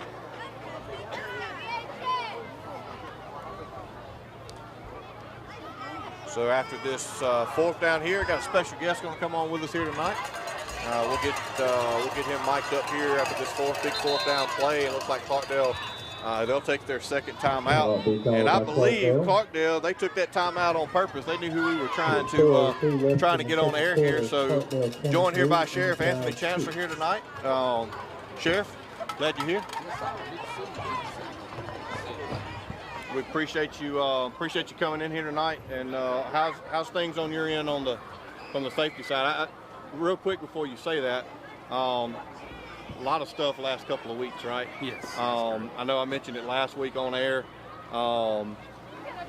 Shout out to your guys, Police Chief Mr. Reed down there, really just kind of making sure that everybody has a safe environment to come to. And I know you can't cover everything, but a really good shout out and appreciation for what you doing with your guys, also with the police down there in Quitman's, covering both Quitman and Enterprise. And then of course you got, Don Moore, the other Don Moore as we call him. That's right. Fire Chief Don. Police Chief. Police Chief Yeah, Don. Police Chief Don here at Enterprise. And so just from your perspective, what's your thoughts here just about just Enterprise, Quitman, where you're at in your I guess this is starting year 2? Well, we'll start year 3 in January. Yeah, we'll be completing 2 years. Just a moment. I know one thing, I have to leave the commentation you are. My guys, we can hold it down with the security here. Number 2, Jake Gooden on the carry. Fourth down run there. Looks like it's going to be about half yard short. Waiting for the signal from the white hat there. Number 57, Rich on the tackle. And there will be a turnover. It's about a yard short. So Clarkdale will get the ball back under 4 minutes to go here. Here joined with Sheriff Anthony Chancellor. So starting 3rd year. Yes, sir. Will in January. In January, right. That's correct. That's correct. So what's your outlook been the last couple of weeks with all this just kind of been going on? I mean, it's definitely not Turnover on downs. Clarkdale will take over 1st and 10 from the 21-yard line. Security at Quitman school ball games as well as Enterprise. We'll actually be also at the Clarkdale campus on Thursday, assistant Clarkdale Sheriff's Office. Like I said, Quitman Police Department and the other municipalities, they've helped us out a lot as well. The Sheriff's Office services the school districts and has for years so far as providing them with an SRO. And that program has proven to be extremely successful throughout the years, and we'll continue to do it. I hadn't considered that, but and you may not know the answer, the full answer to this, but how many school districts in the state that the Sheriff's Office provides that SRO? The majority of them, with the exception of Ball start on Clarkdale, make it up 5 yards. It'll be 1st down and 15. Most of the time, a lot of times they have their own police department, or they may contract with their local city. But within Clark County, Enterprise School District and Quitman School District are both considered county schools. So your county sheriff is really provides that. The reason why I bring that up is I gotta believe that SRO with your department being here at the school every day, every week, seeing the teachers, seeing the students, they learn the students, they learn their personalities, and I really do think that has to play into creating that safety here on a Friday night just because of their every day of the week. Well, that's exactly right. I mean, these SROs, they develop a relationship with the student, and there's a fine line there. I mean, they develop a relationship to where they become a person of trust, somebody that they can talk to, somebody that they can tell things to. And the fact of the matter is, these kids, they see what goes on, they see what happens, they hear everything. It's just like us, being in law enforcement. There's only so many of us, and there's so many more of when it comes to the public. Right. Exactly. The same with the SRO. And it's important that the SRO establishes a good relationship with the students, the teachers, the administration. And I have 5. I have a total of 5. I have 3 assigned to the Quitman School District and 2 assigned to the Enterprise School District. And they all 5 do an excellent job. Like I said, the SRO program has definitely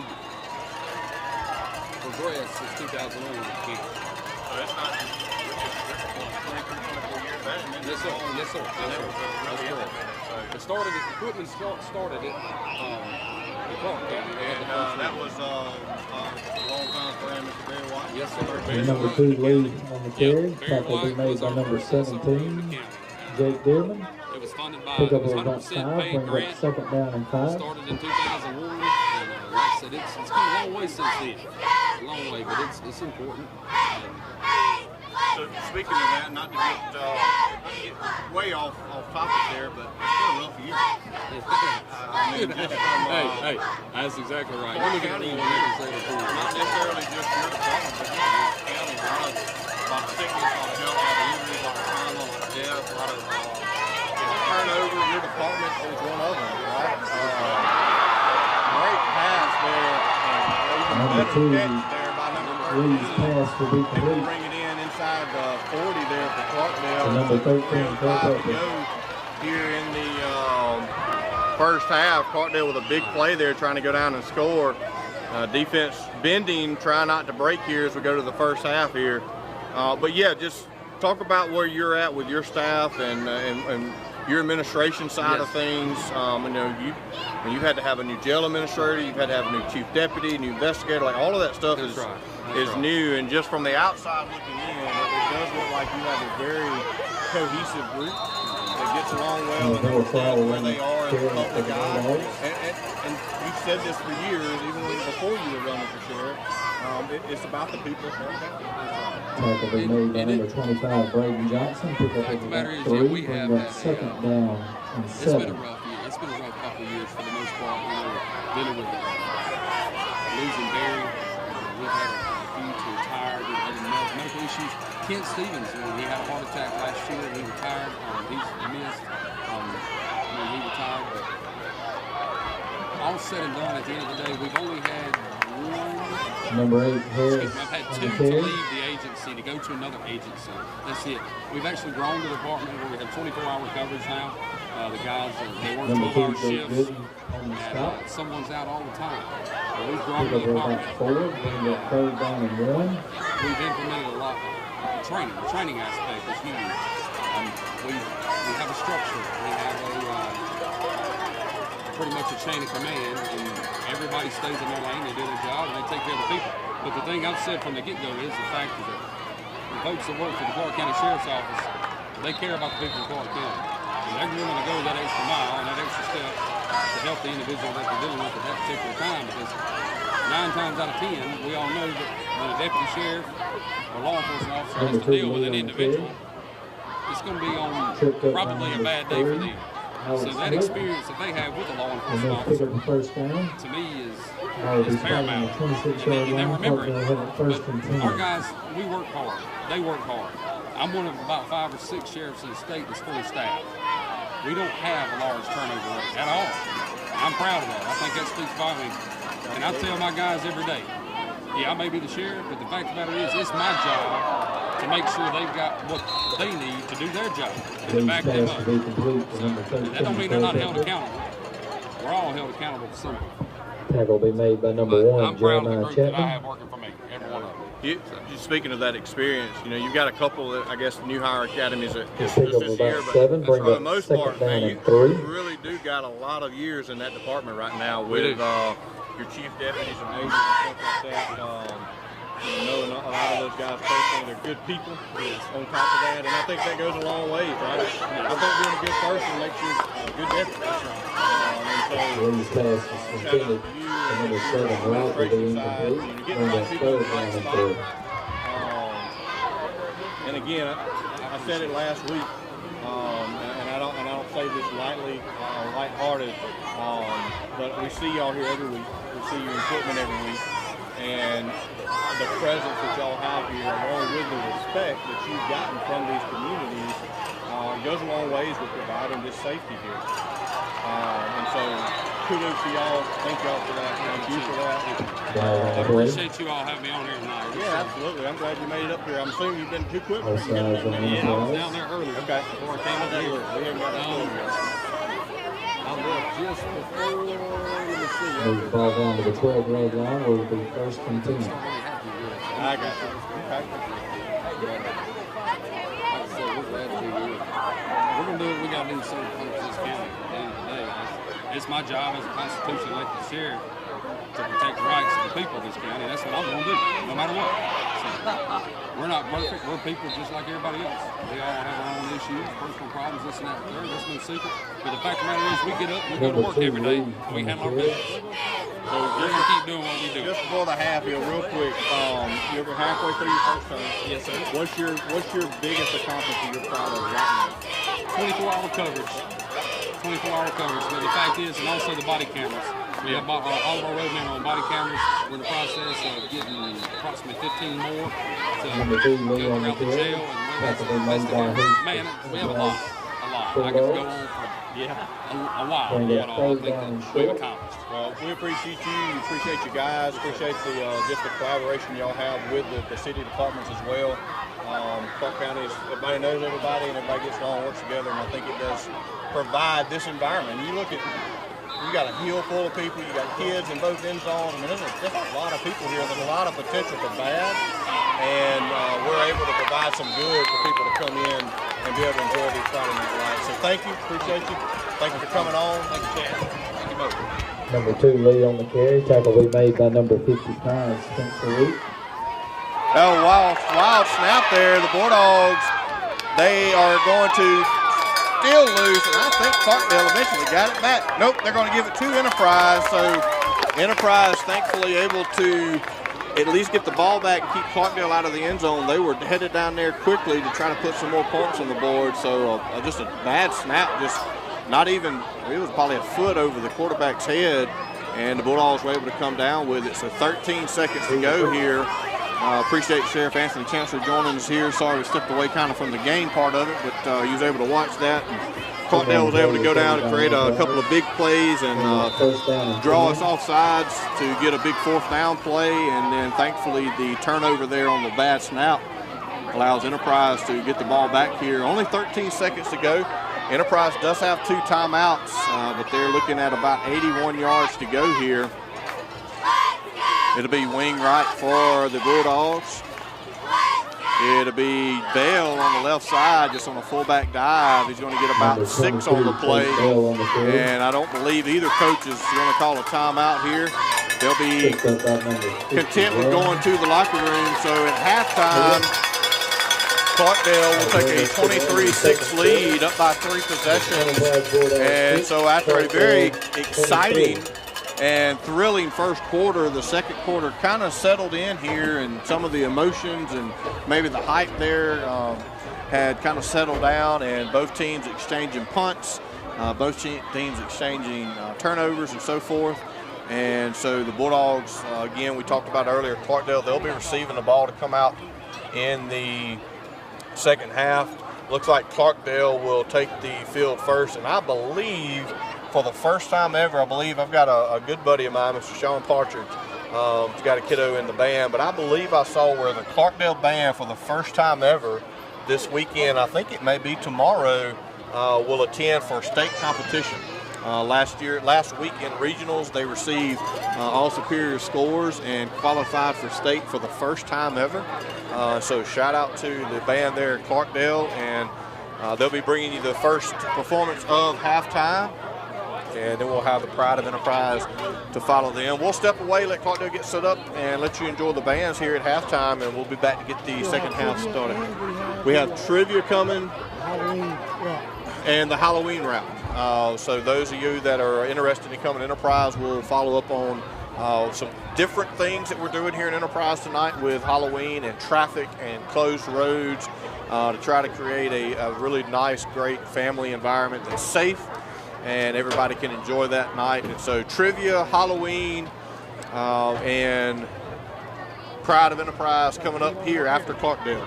We'll be back.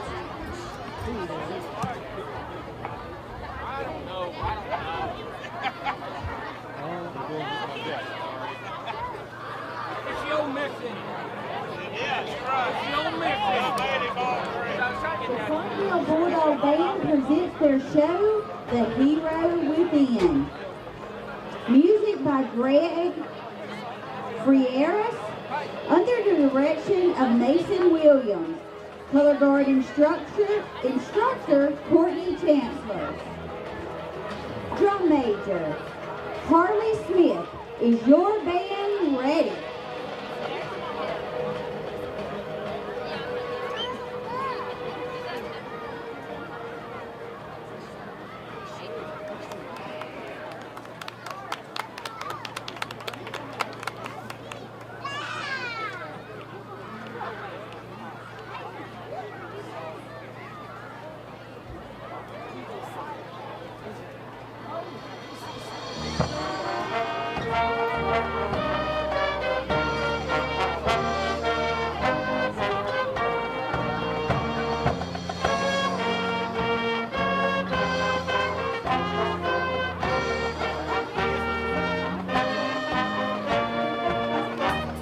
Every hero's journey starts with just one step.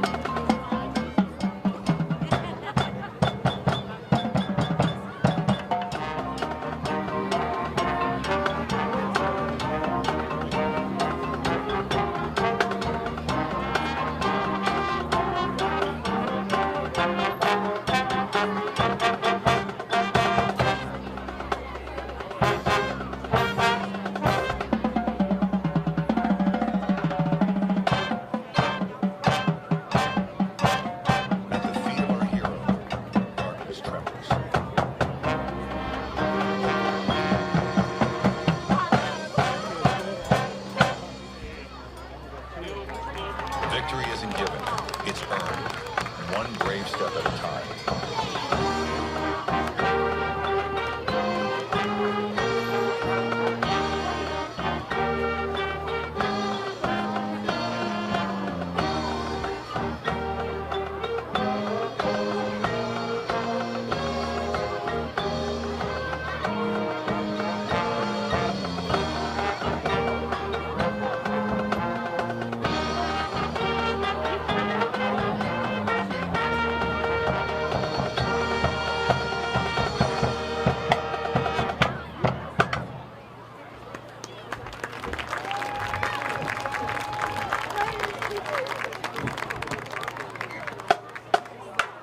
The Pride of Enterprise would like to wish the Clarkdale Bulldog Band the best of luck as they compete for the state championship in 2A tomorrow.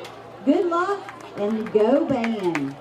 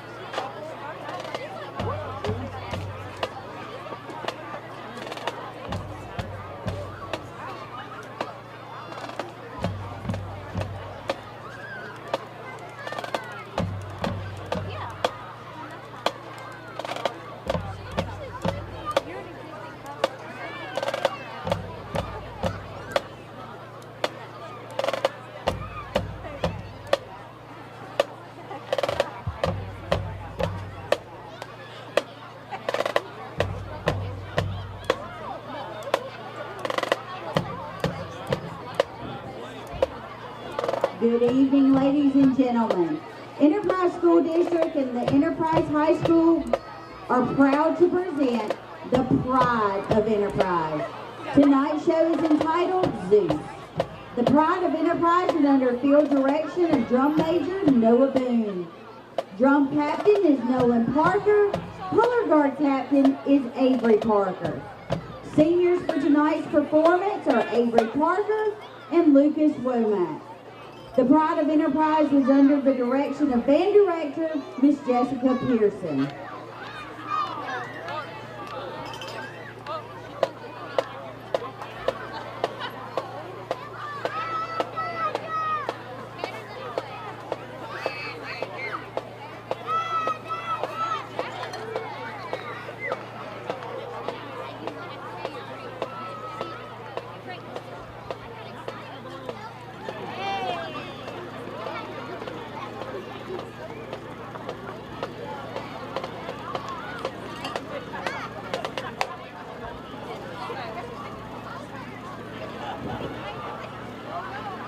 Drum Major Noah Boone, is your band ready?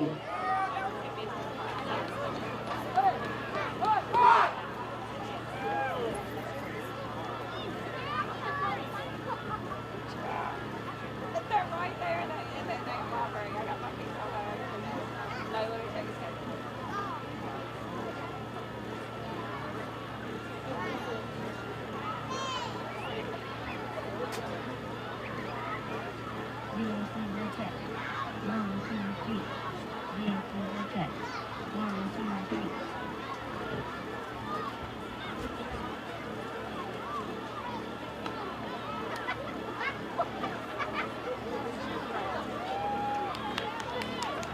Pride of Enterprise, you may now take the field.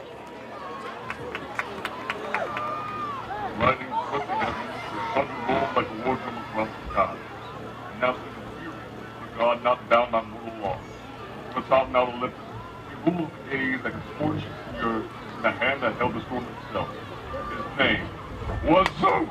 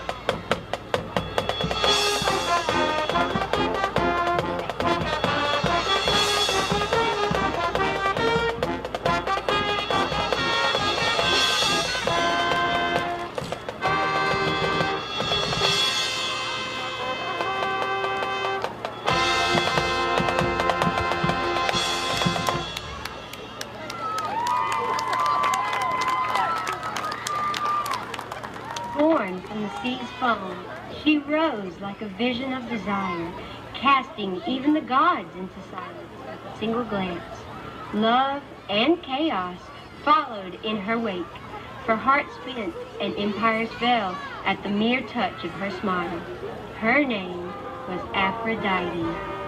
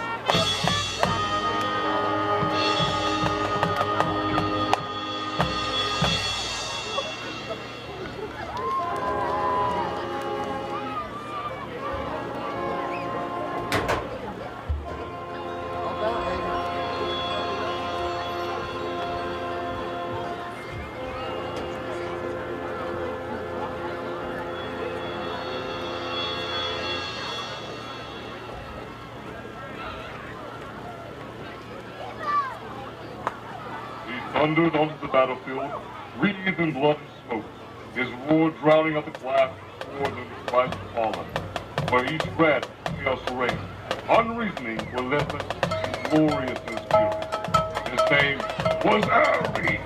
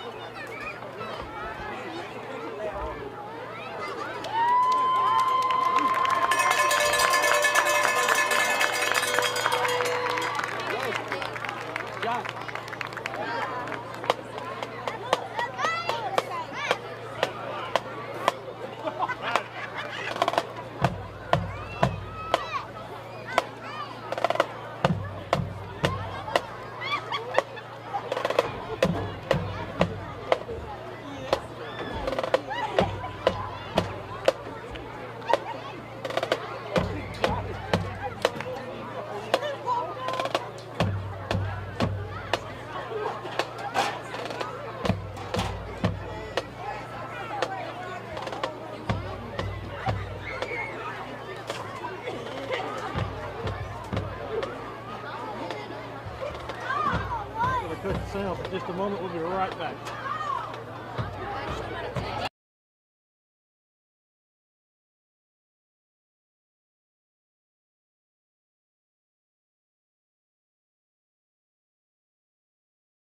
Be entered into a drawing for a chance to win a $1,000 scholarship from Community Bank. The rules are simple. The student who makes the most footballs in the Community Bank target in 25 seconds will be named the 2025 Community Bank Challenge winner. Please direct your attention to the field at this time as Community Bank Branch Manager and Business Development Specialist Madeline Moreland, along with her staff, presents the 2025 Community Bank Football Challenge.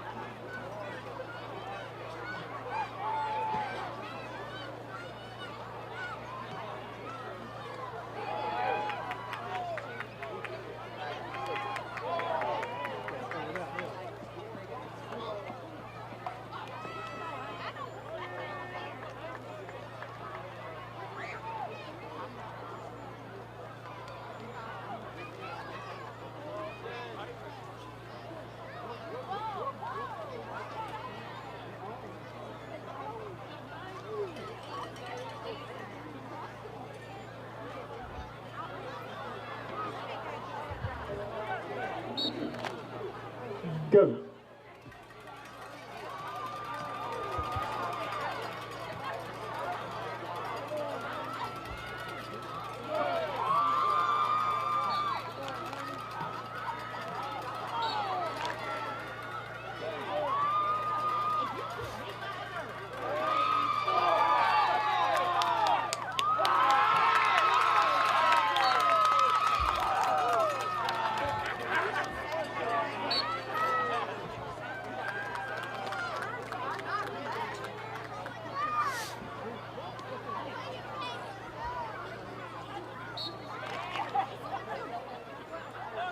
That was obviously a lot harder than it looked. First, I was thinking that the balls were like foam or something. The way they were. Yeah, they wasn't calculating the wind and the humidity and the density of the air, along with the foam of the football and how lightweight it was. You made that sound really good. Yeah. Shout out to Community Bank there for the Community Bank Challenge here tonight. And looks like one of the winner there. We get a couple $100 there, Mr. Austin Haney from Community Bank Challenge winner. So nice job with a 5-4 victory there as the Bulldogs come back to the sideline. Cowbells ringing.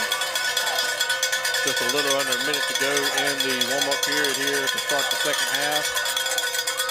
We had an exciting first quarter, and then the second quarter just kind of lulled down there. A few exciting moments, but not a whole lot of points other than just the one touchdown by Clarkdale in the second quarter compared to the first.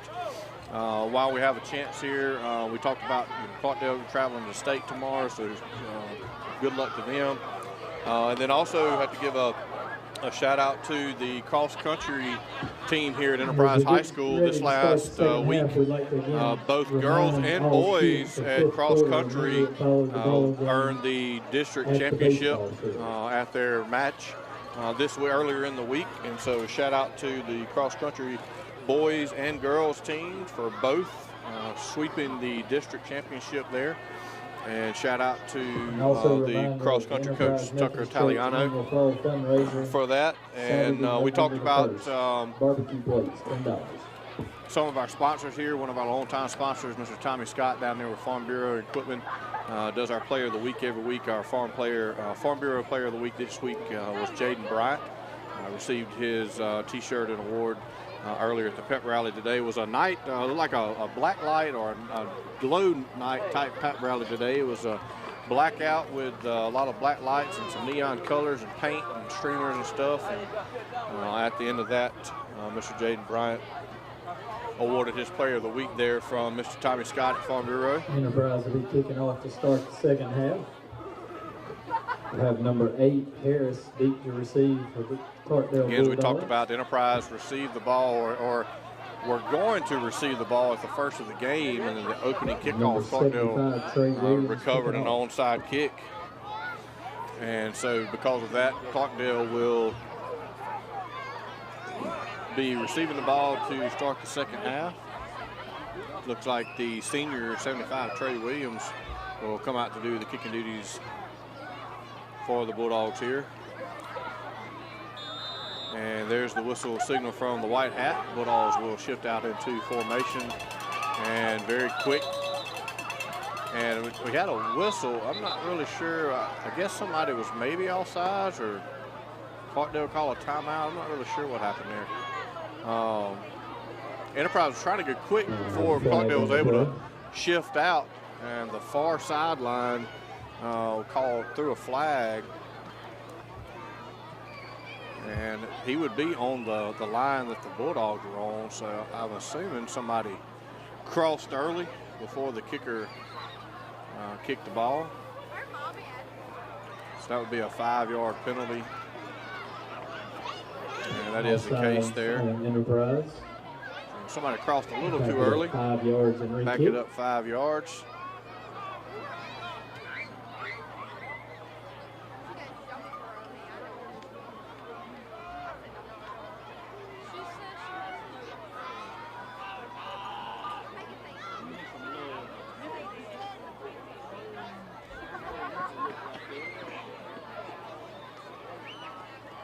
We'll get our trivia question to you here after the kickoff here to get the third quarter started, to give you a little time to think on that. See if we can get us a winner for a hat with EHS Vault. Good high kick there by Trey Williams, and it's going to be recovered by Gooden. And so a couple of trading onside kicks to start the half for Clarkdale and Enterprise, and so a phenomenal kick. So 2 of the best onside kicks I've seen in high school football, especially at this level, 2A, 3A, probably in the last decade or so. So 1 from each side, and Bulldogs able to take over, and so they'll start on offense to start the second half. And it'll be first down and 10 at about the 46-yard line.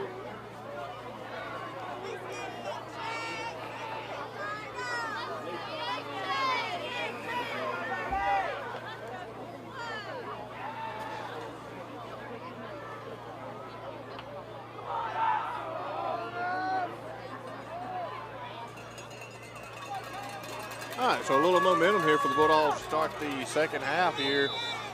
Your third quarter brought to you by Mobile Imaging. It'll be Gooden on the left side. Bounces it outside, comes inside, gets a couple more yards. And pick up of about 5 on the play. And we're going to get another flag, and if that's on number 4, that'll be his second one. I'm not sure what the second flag was from the from the umpire, but the side judge had a little extracurricular going on here on the side here. If that's the second on number 4, he may be disqualified. Maybe what the referees are discussing here, trying to figure out what's going on. The first flag was, I think, seemed kind of obvious, but the second flag, I'm not sure what that's going to be about. We'll wait for the signal from the white hat, see if it was offsetting penalties maybe. I didn't see anything from either personal foul against Clarkdale. So instead of the unsportsmanlike conduct, which would have possibly removed it from the game, it'll be a personal foul on Clarkdale. And so that'll be an automatic first down after the 15 yards. It'll move them deep down into Clarkdale territory to inside the 35-yard line.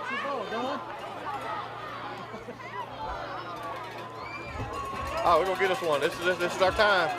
We're going to get us one. Oh, yeah. Oh!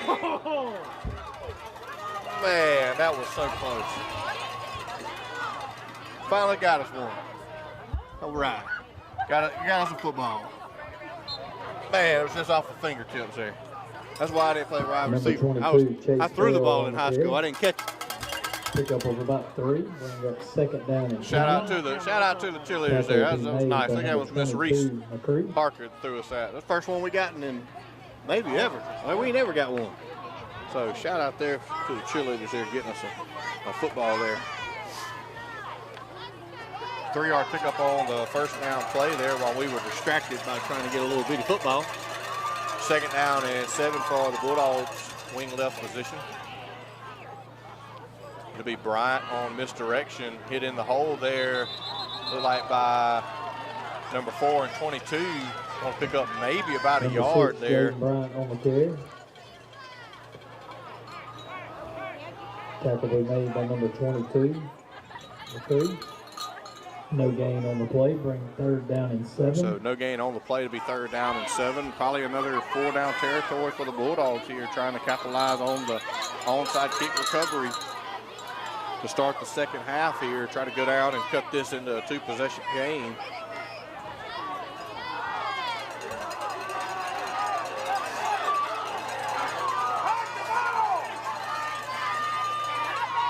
They do get the play off. It'll be good on the left side, led by Stevens. Bounces it outside, cuts it back inside after a good pickup on third down. It'll be a first down Bulldogs just inside the 20. So the Bulldogs move into the red zone once again of Clarkdale territory. Good job there by not only the offensive line and linebackers, the running backs, but Carter able to get up the line of scrimmage and not be too quick. There's about 4 on the play clock when they realized it. So a great job there by not being too quick, still letting everybody get set, but also getting it off in time. So good first down pickup there, or third down pickup for first down. It'll be wing right. It'll be, looks like Bale on the inside handoff on a little fullback trap in the A-gap. Pickup of about 6 on the play. Number 22. It'll be second down and 4 for the Bulldogs. Pickup of about 5 yards. Tackle be made by number 25, Robinson.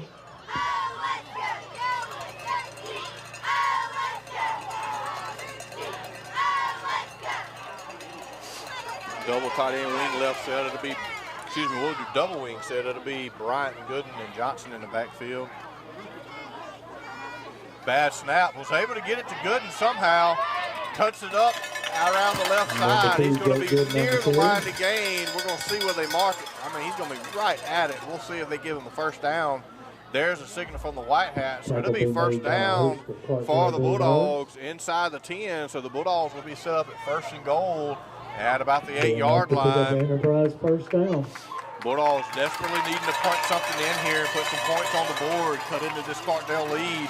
And the third quarter here, just ticked under 9 minutes to go here in this third quarter, brought to you by Mobile Imaging. Got 5, and Coach Jimerson not happy about having to take that timeout this early in the third quarter.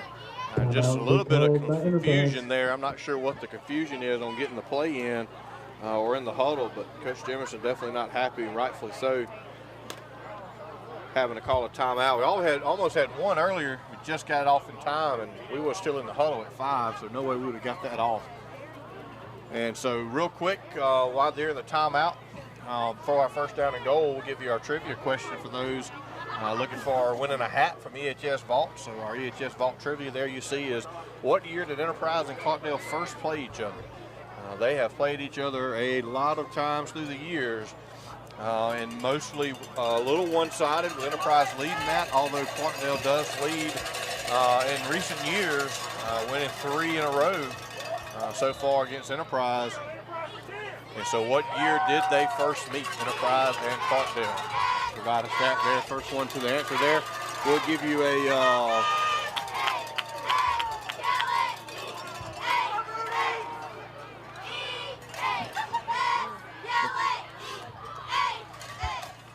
Gooden on a quick pitch, ball's loose. Gooden does pick it up, and it's going to be down at about the 11-yard line. So just a mishandling of the football there, and not able to get the ball to Gooden on time. Just some timing issues there, and a lot of that really, just to be honest with you, deals with just all the injuries we've had, and just next man up, but some really young kids playing for us.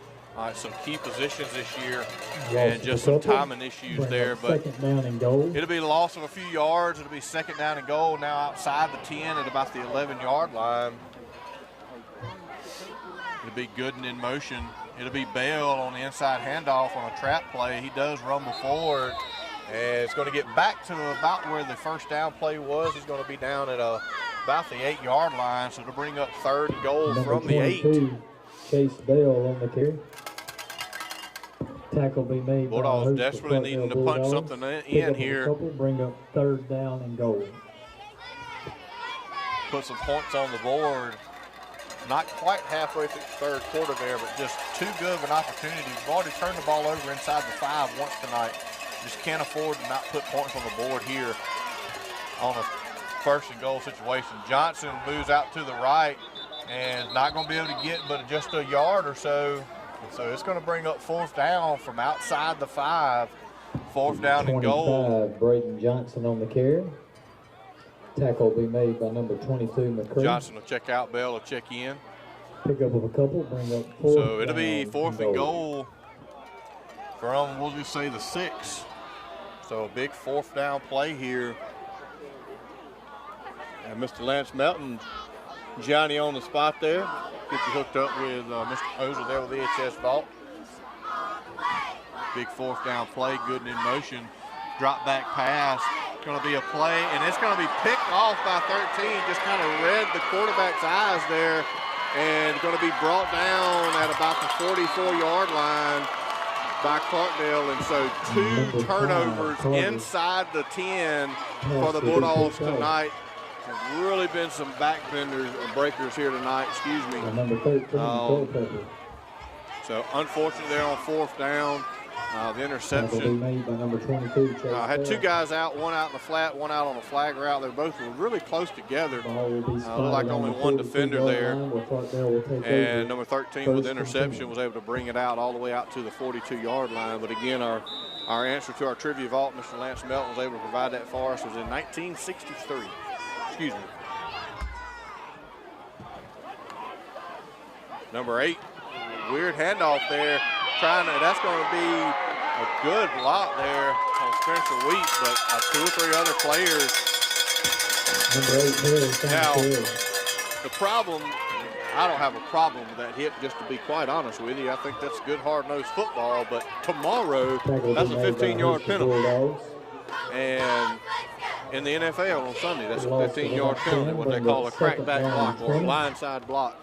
And so, if anywhere it should be a penalty, it should be in high school, not when you've got people that are grown men out there playing football. But nonetheless, loss of about 10 on the play. Be trips left to the near side of the field for Clarkdale. It's going to be just an option play. 25, Johnson with a great read. Great discipline there by both defensive ends, Deason and Johnson. Johnson with the pitch man, Deason with the quarterback. Deason forcing the pitch, and Johnson is there as soon as the guy got the ball. So a great read there by the outside linebacker Johnson on the option play.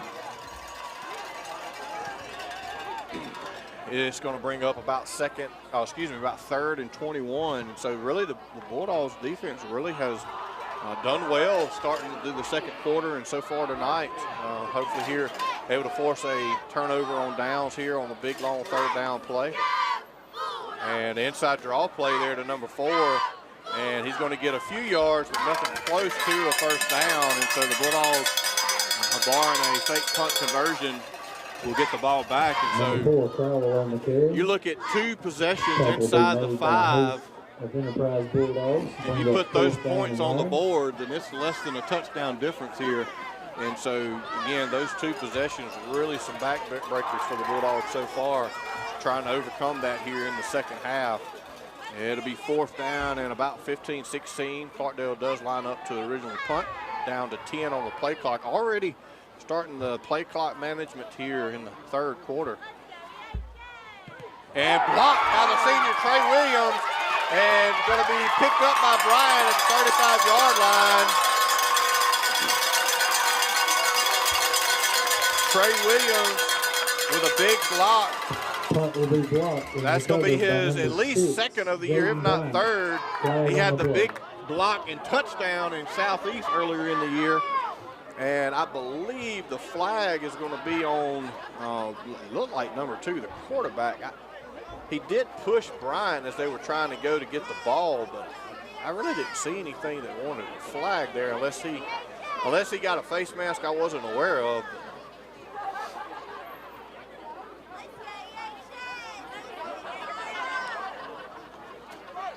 We'll wait for the call from the White Hat here.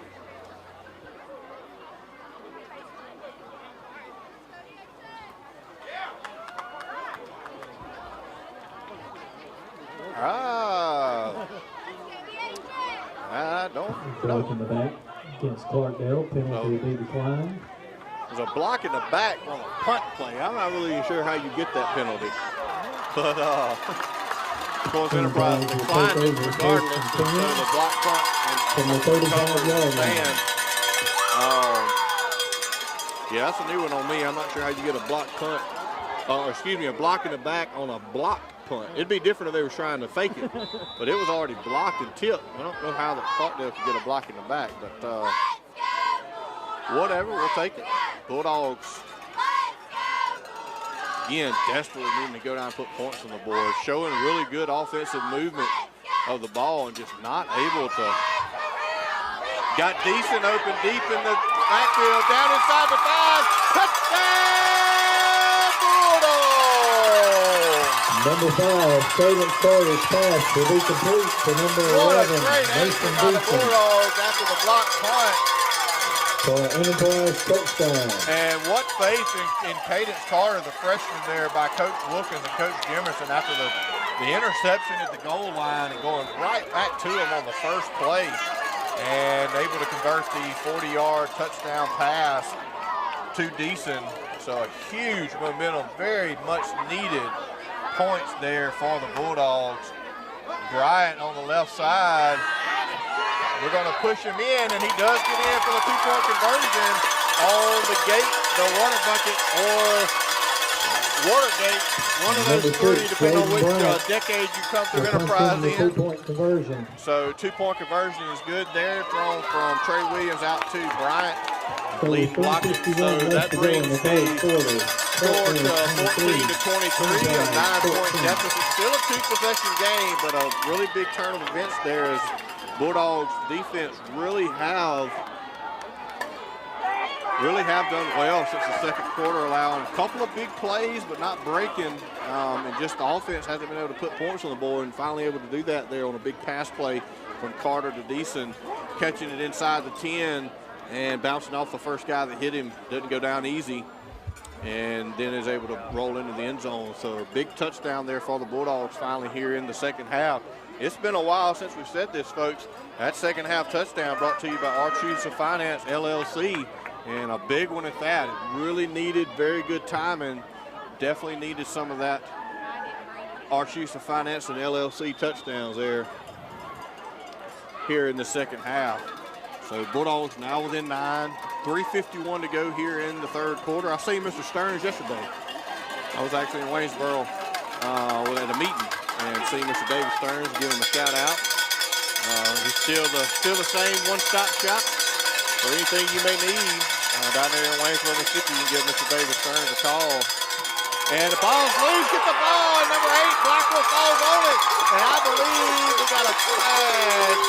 Oh, we got a flag on the far side of the field. And they're saying a false start again. I didn't see it. I don't know who was early.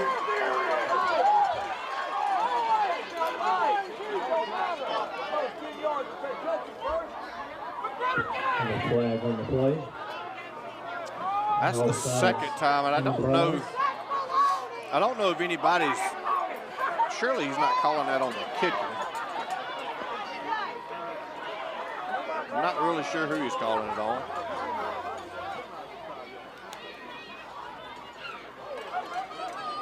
Nonetheless, what would have been another really good on.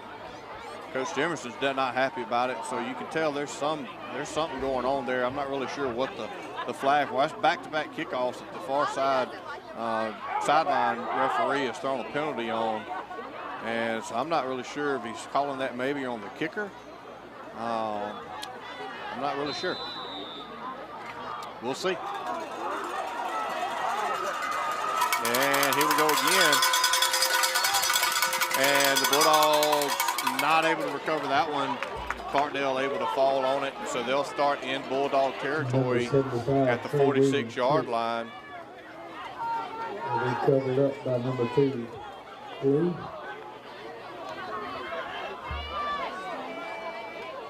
Ball will be spotted on the 46-yard line, where Clarkdale will take over first 10.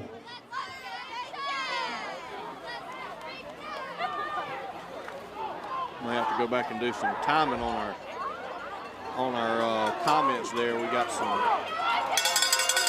other answers coming in there for our trivia question. We'll have to look at the timestamps there. Hand off to number 8 on the right side. Good pickup of about 8. We do have a penalty flag. It's a terrible spot, by the way. I know he threw a flag and it's going to be holding, but the far side judge gave him almost a yard and a half from where he landed on the ground. Somebody needs to educate him on where he lands, not where he rolls to. Thankfully, he already threw a holding flag. And so it'll be a spot foul. It'll be about 1st and 18, maybe 1st and 19. We'll say 1st and 18 after the holding penalty. Back across the 50-yard line into the Clarkdale territory. Repeat first down. To watch for a pass here.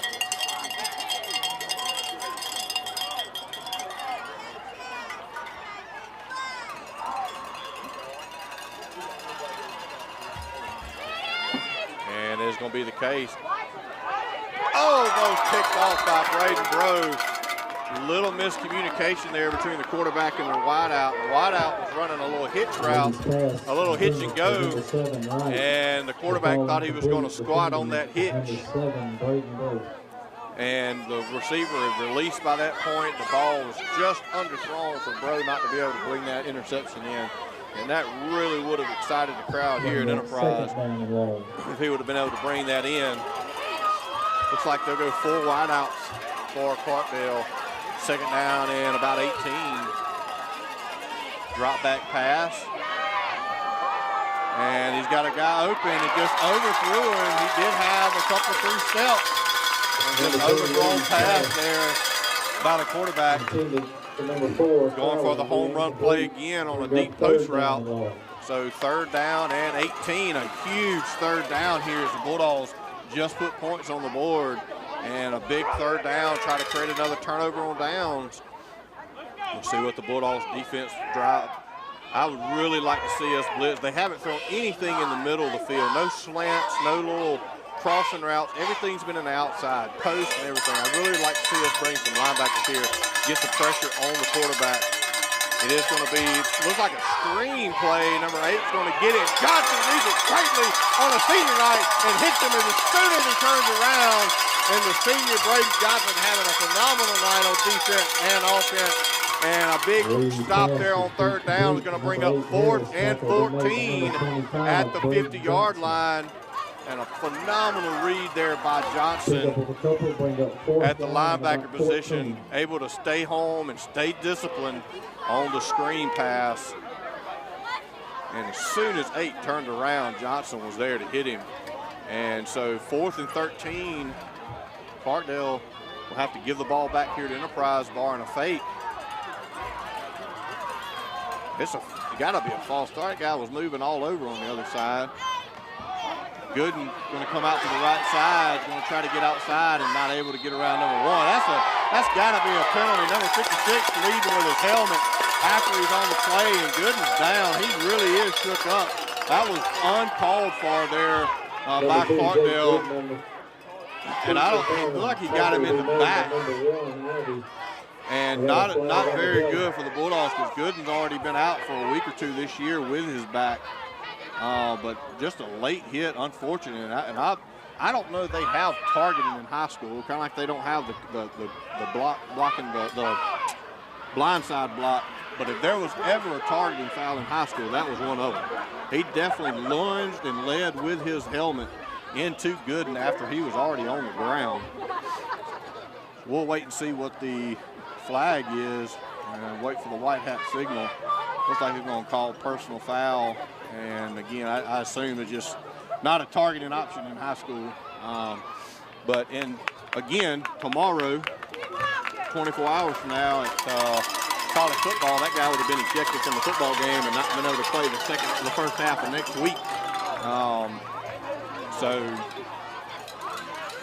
we'll take the penalty yards there. The Bulldogs, again, back on offense at their 30-yard line. First down and 10. 2:24 to go here in the third quarter. Bell on the inside trap play, trying to get outside, holding on. A great job of holding on to the football. And a great job there on the second effort. And it's going to be a first down pickup. Tackle be made by host of Bulldogs. Be enough to pick up an Enterprise first down. Great job there by Bell, the freshman. Had a couple of fumbles earlier in the season, and really, you could tell Clarkdale, man, they really wanted the football there. Great job by Bell holding on, spinning out of that, getting another 5 yards for a first down. Bulldogs out to the 42-yard line. It'll be Gooden on the left side. He's got the edge. And he's going to get around the outside guy, comes back inside, going to be hit hard, but not after about a 20-yard pickup. It'll be first down for the Bulldogs in Clarkdale territory, down at the 37-yard line. Bulldogs really finding their stride and some momentum here in the third quarter. Go down here, put some points on the board. You really make this a thriller on the river come fourth quarter. Just ticked under 2 minutes to go here in the third quarter, brought to you by Mobile Imaging. Hard hitting tonight, both sides of the football too. Hard running and hard hitting. They may need some of that Mobile Imaging x-rays tomorrow. Come to some of these kids' houses and get their x-rays. Bryant on this direction goes north and south. Is able to fall forward for about 4, maybe 5. We'll say you got 5. It'll be second 5 on the play. Bring up second down and 5.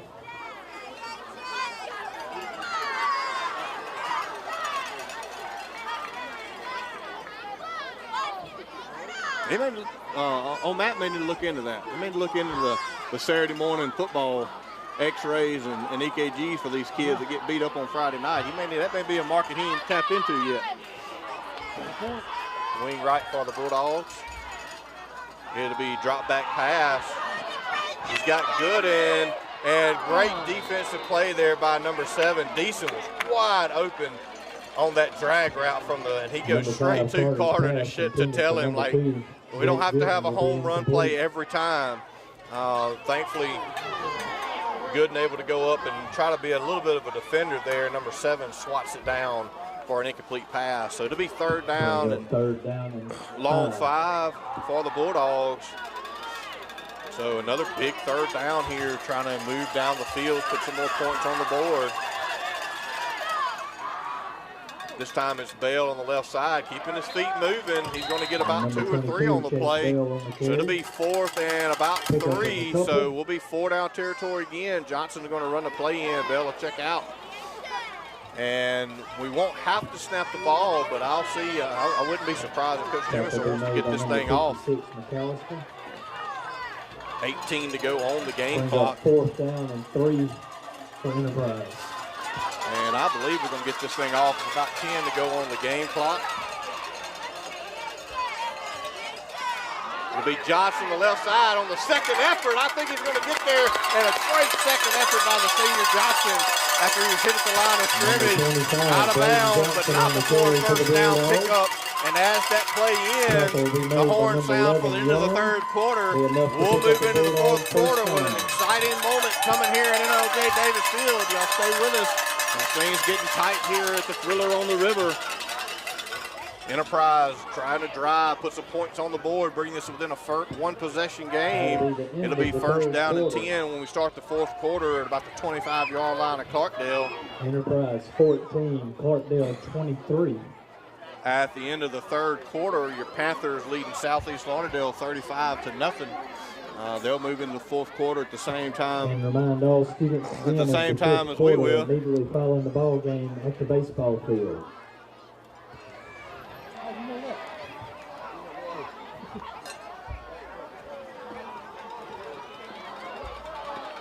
So 4th down here. Looks like, I believe, Enterprise has used one of their timeouts. We talked about that earlier in the 3rd quarter. Clarkdale looks like they have all 3 left, and so we'll see if that one timeout comes to matter here for the Bulldogs. It'll be a 1st down and 10 for the Bulldogs. Crowd really coming to life here at L.J. Davis Field on both sides. You can feel a little bit of the momentum shifting here. Bulldogs go down and put some points on the board here and really starts to tighten this game up here in the 4th quarter. With the ball spotted on the 25-yard line, Enterprise will have the ball 1st and 10.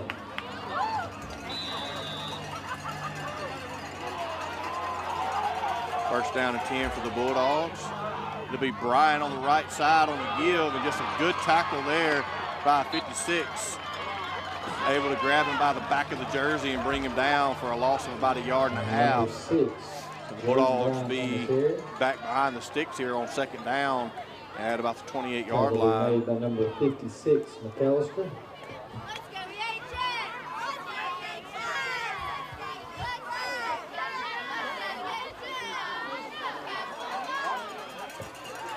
Bring up 2nd down and 12. 2nd down and 12 for the Bulldogs. Wing left with Bryant Johnson and Gooden in the backfield. Bryant in motion. It'll be Gooden on a quick pitch out to the right.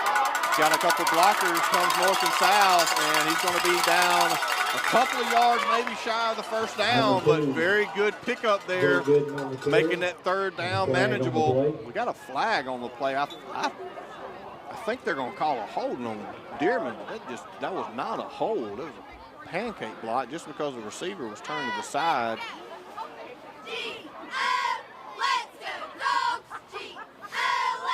And so the run will be erased by a holding call. It'll be from the line of scrimmage, so it'll be 2nd and 22 for the Bulldogs now. Bring up 2nd down line.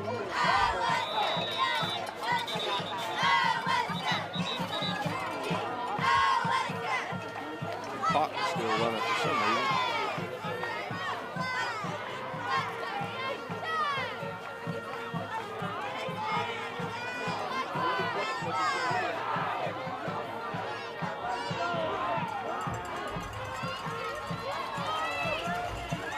Referee's making sure, I guess everybody's got 11 on the field.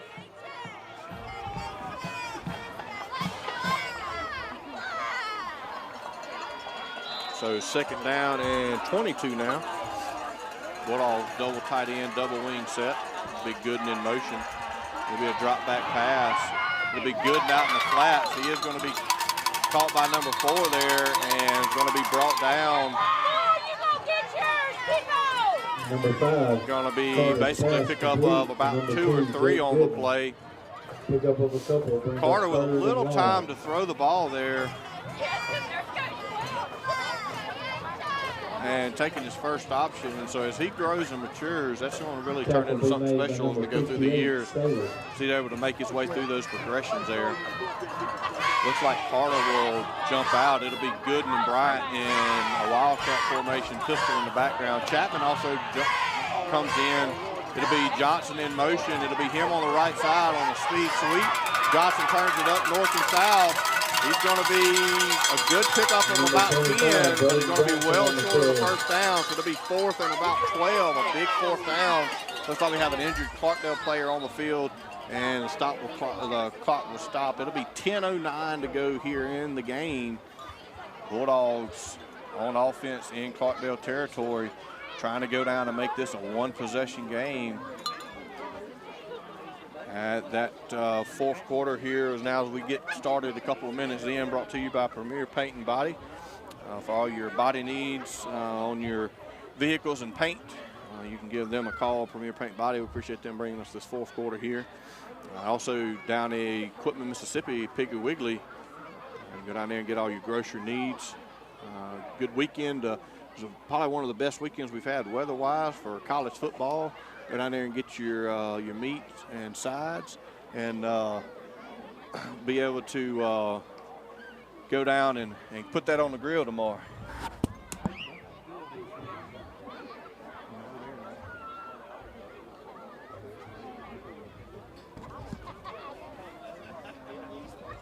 the original Jake Gooden from Enterprise. Come up and speak to me. Good to see him.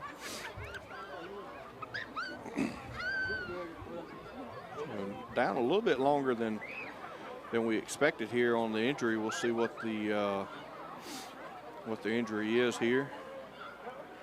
Haven't signaled for anybody yet, but a couple, kind of a little bit of a quiet moment there. So not really sure what we got going on as far as injury here. But 10:09 to go here in the fourth quarter. Things really starting to tighten up, and a little tension starting to build on both sides for Clarkdale and Enterprise. And looks like now he's going to get up on the play, and he's going to limp off the field. So looks like maybe a lower body injury there for number 22. So good to see him get up, walk out on his own power, even with a limp. They'll get him over to the sideline, maybe get some tape on it. Maybe he'll be able to get back in. So big 4th down and 12 here for the Bulldogs. 4th down and 12 for the Bulldogs. Gooden in at the under center here at the quarterback position. They'll shift out, and what we got here, we got a gate position here. So what normally is going to be, and the ball is loose, and it wouldn't have mattered either way, but Jaden, number 6, Jaden Bryan on the field. Bryan not able to get the pitch there from Gooden. Covered well by Clarkdale, and the turnover on downs out to the 40-yard line. So a little bit of a wrinkle, a little trickery play there for the Bulldogs. Unfortunate not able to convert there on 4th and 12. So Clarkdale now up by 2 possessions, under 10 to go, 9:50 to go here in the game. 1st down and 10 at their own 40-yard line. So a big offensive and defensive possession for both teams here. Clarkdale wanting to go down and put points on the board and maybe ice this thing away. Enterprise wanting to force a turnover on downs, get this ball back. It'll be just a quarterback keeper on the middle, and he's going to be hit about the 2nd level. It's going to pick up about 5 on the play. We'll call it 2nd and 5 for Clarkdale out to the 45-yard line. Number 2, Lee on the carry. Tackle will be made by number 25, Braden Johnson. Pick up over about 5, bring up 2nd down and 5.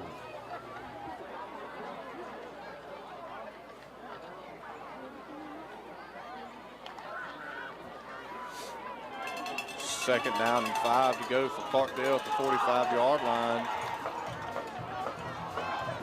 13 are going motion again. This time it'll be 8 on a misdirection.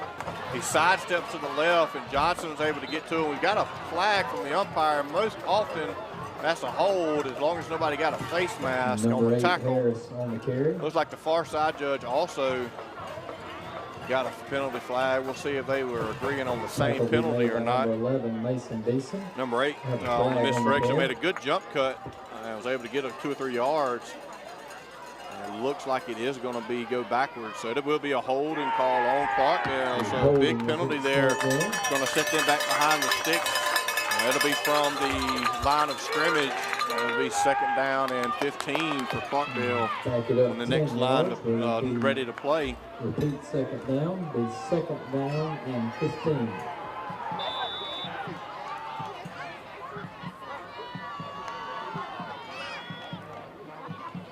Great read there by Johnson, just not able to bring him down, but he saw that wide receiver, a little bubble screen pass coming, and Johnson just missed getting his guy there on the sideline, but nonetheless was able to slow him down significantly and only picks up about 3 on the play before he steps out of bounds. So it'll force a big 3rd down and 12. Your Bulldogs desperately need to get the ball back here, down by 2 possessions.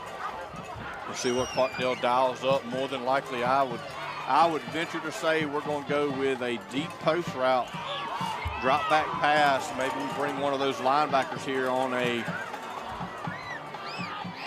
Sam or Will blitz.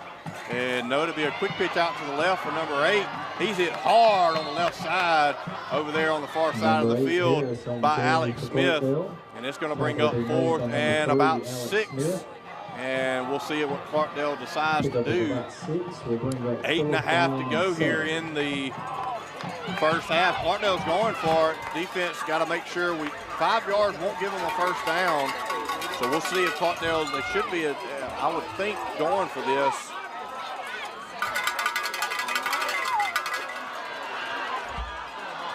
Trying to draw them off sides, but 5 yards won't do them any good other than make a manageable fourth down.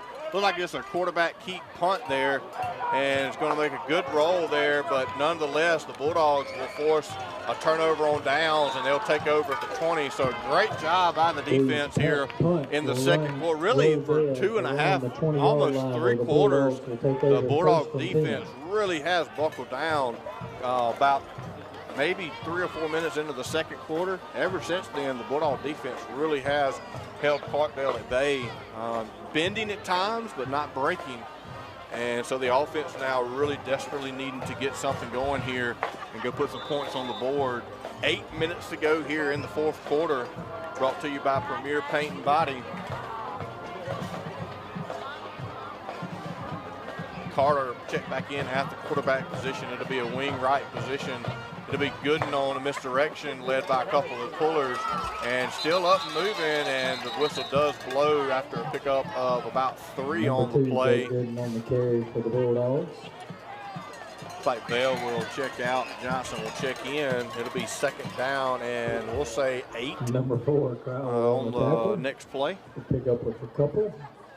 Again, Clarkdale, all 3 timeouts left. Enterprise with only 2 left, had to use 1 early in the third quarter to avoid a delay a game inside the 10.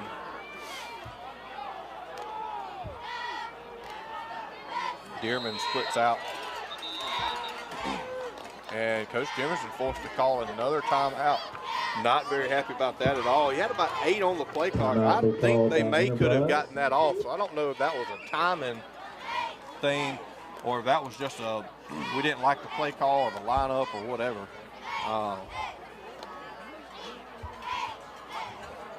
So second charge timeout. That only leave 1 left for Enterprise, and so we'll see. Hopefully that doesn't come back to hurt us there towards the end of the game.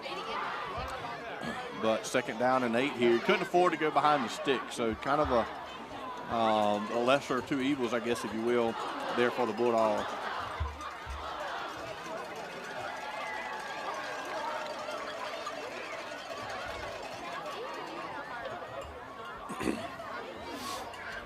All right, so after the second charge timeout, Bulldogs will come back out.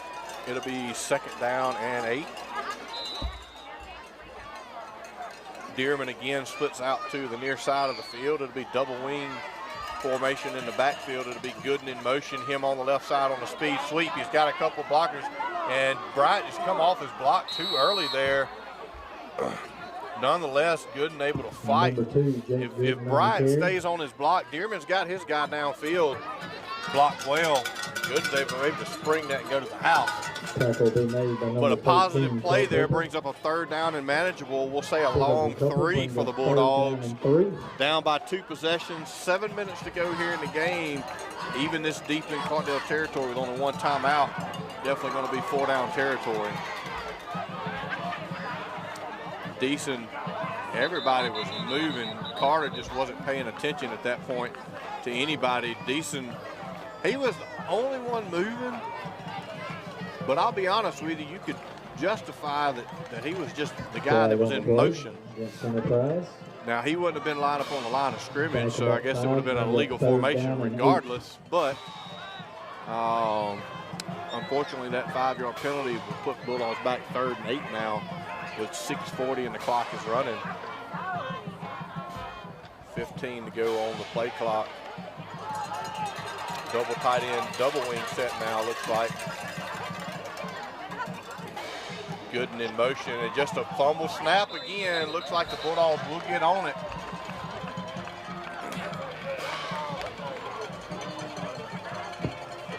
Fourth down and 8. Play, they were covered by Enterprise. Bring up 4th down and 8. It'll be the clock stopped for some reason, but now they've got it. Well, not yet. Now it is. Now it's started back. So they'll bring Carter out to do the punt duties, and it looks like Trey Williams, the senior, will step in for Kilch. That's the long snapper.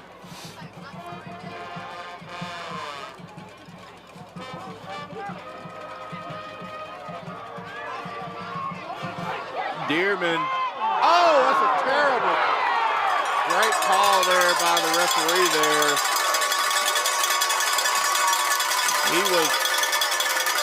It was a hard hit. It was maybe a quarter of a second early. Again, you don't really get the targeting and all that kind of stuff in high school, so it has to be, I would think, pass interference or maybe just a personal foul with the hit to the head. He hit him square in the face mask in the neck area, and so we'll see what the play call is. So it'll go back and probably be a great play call there. It will be a first down, so they're going to call a personal foul on Clarkdale. The coach over there is wanting to talk with the white hat. Want to explain that to him. It was a good hard hit, and I just assume it's just to the neck and head area is my understanding. Pass interference against Clarkdale. Move the ball. Understand Clarkdale's frustration on the sideline there, but kind of also understand the strikes there with that call, just with what it looked like there.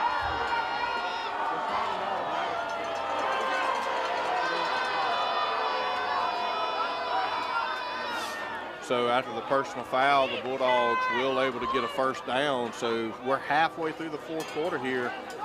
Bulldogs down by 9.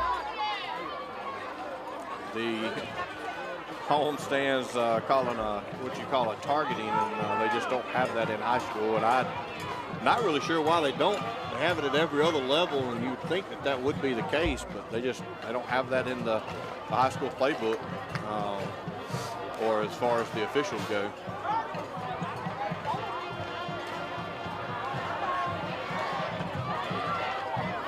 Coach Jimerson, I think, is asking about the spot. Should have been a 15-yard penalty, and I think maybe it only got marked off about 10, it looks like. And it looks like we'll have to be called the side judge in. We're trying to figure out where we were at before we started, and I believe it should be a 15-yard penalty. And they're saying the spot is correct.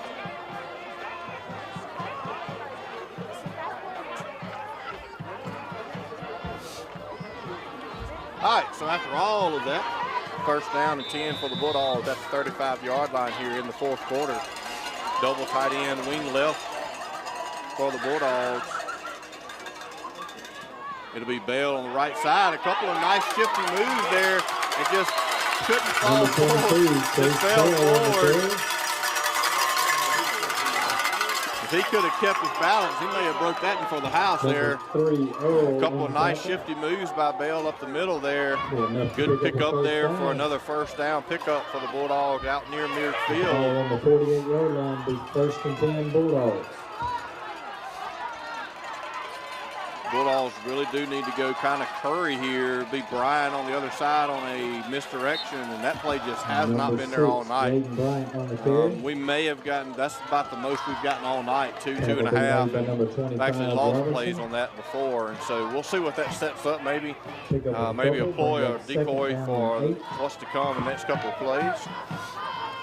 Does move it by about 6 inches into Clarkdale territory, just across the 50-yard line. We'll be under 5 minutes to go after the ball is snapped here. Deason splits out to the wide side of the field. Drop back pass. Carter just throws it up. It's going to be a jump ball. Deason just not able to bring it down. And a great no call there by the Stripes. Both of them just going up for the ball. The Clarkdale defender, cornerback, did come down on to Deason, but it's just because he jumped first. And so good no call there by the Stripes. We'll give them credit when it's due. 3rd down and 8 for the Bulldogs now. And obvious 4-down territory now. 4:54 to go here in the game, down by 9.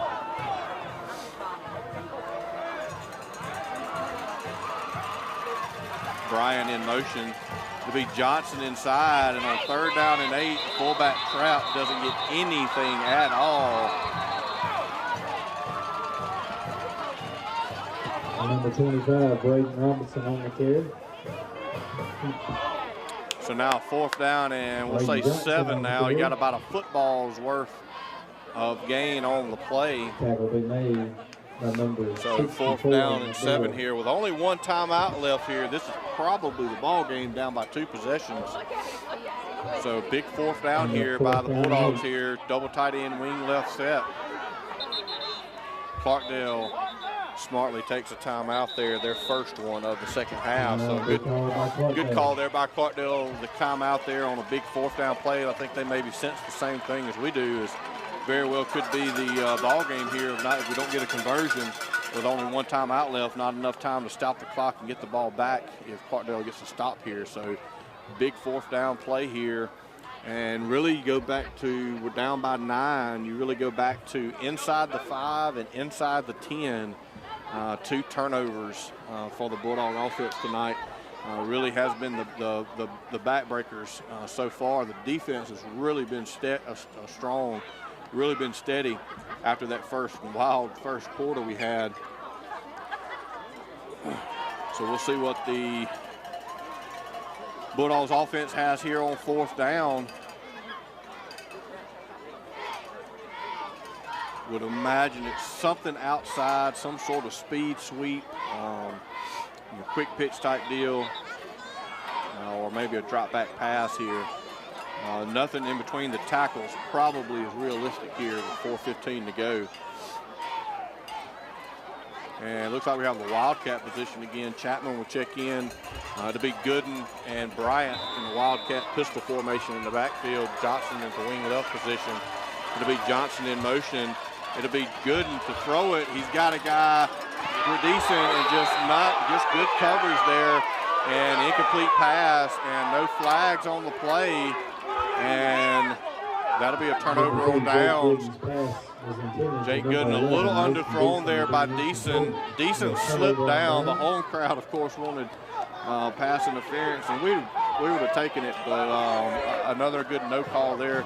Deason slipped into the ground there on the underthrown pass, so it kind of looked worse than it actually was from a pass interference standpoint. So no call there by the Stripes. Unfortunately, an incomplete pass by the Bulldogs. We'll give it to Clarkdale at the 49-yard line near midfield. It'll be 4:11 to go. I think one 1st down might seal the game. We've got one timeout left. I don't know why the clock ticked for 2 seconds and then it stopped again. Looks like Clarkdale doesn't have the same amount, the right amount of people on there. About 10 on the play clock.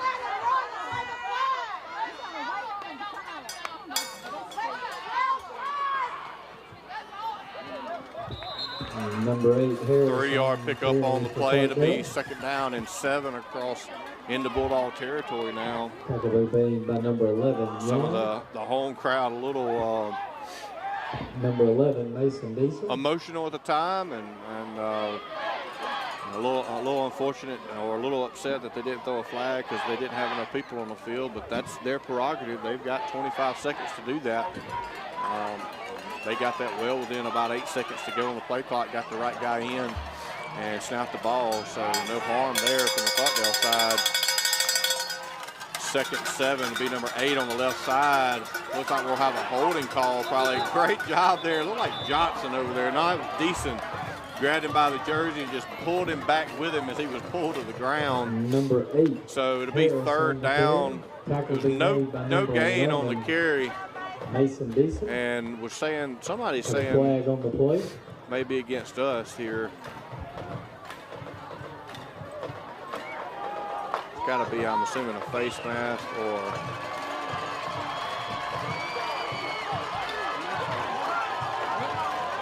hands to the face, not a block in the back. So maybe that's what that was earlier. I don't know.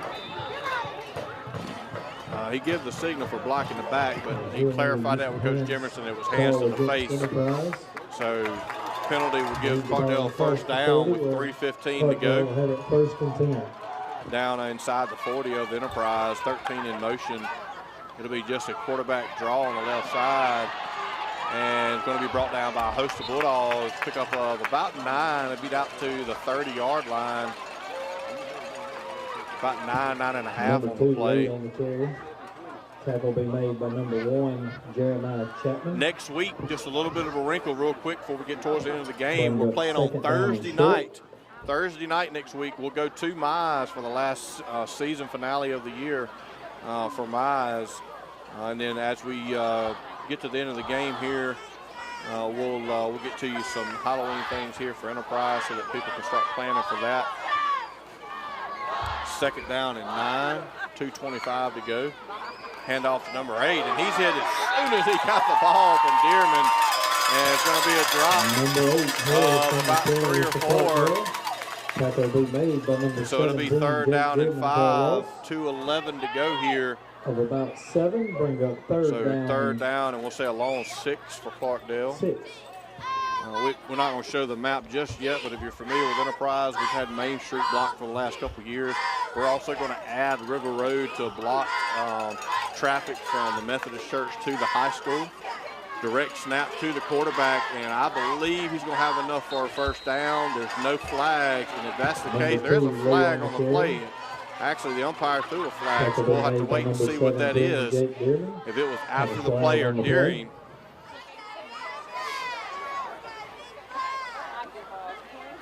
If it was after the play, it would be a first down pickup, then penalty yards, and that would be able to seal the deal for Clarkdale. If it was during the play and against Clarkdale, then it'll back them up. They'll have to replay third down, and it looks like that is going to be the case.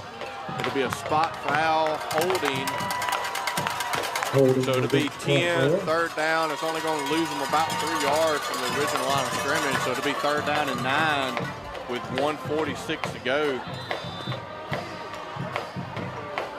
at the 38-yard line of Enterprise. 20 seconds to go on the play clock. It'll be down to about 1:20 when they snap the ball here on the game clock. Clarkdale in what they would probably consider their heavy set here, just on a straight quarterback give. Stevens and Trey Williams both, and that leg, man, I hope his leg didn't hurt. It sure looked like he got folded up under there. Lee on the carry. And Enterprise will take their final timeout. 50, Brody Stevens, number 75, Trey Williams. Brody Stevens, first one in the backfield, and then Trey Williams cleaning it up there. And Enterprise again takes their final timeout of the night. So real quick, during our final timeout, we'll give you just a look here. If you're coming to Enterprise for homecoming, for Halloween, you'll see here, normally we do have Main Street from Center Street, which is up just from K&L, all the way to River Road, and then Oliphant Street. Hand Avenue also allows people to walk, but we're also adding River Road there from the Methodist Church. So basically right across from Riverside, all the way down to the first parking lot to the entrance to the high school. And so for those that are wanting to bring a golf cart or walk or whatever, at 5 o'clock from 5 to 8, so at 5 p.m., those roads will be blocked, and there will be foot traffic only other than golf carts and so forth. You can look for that.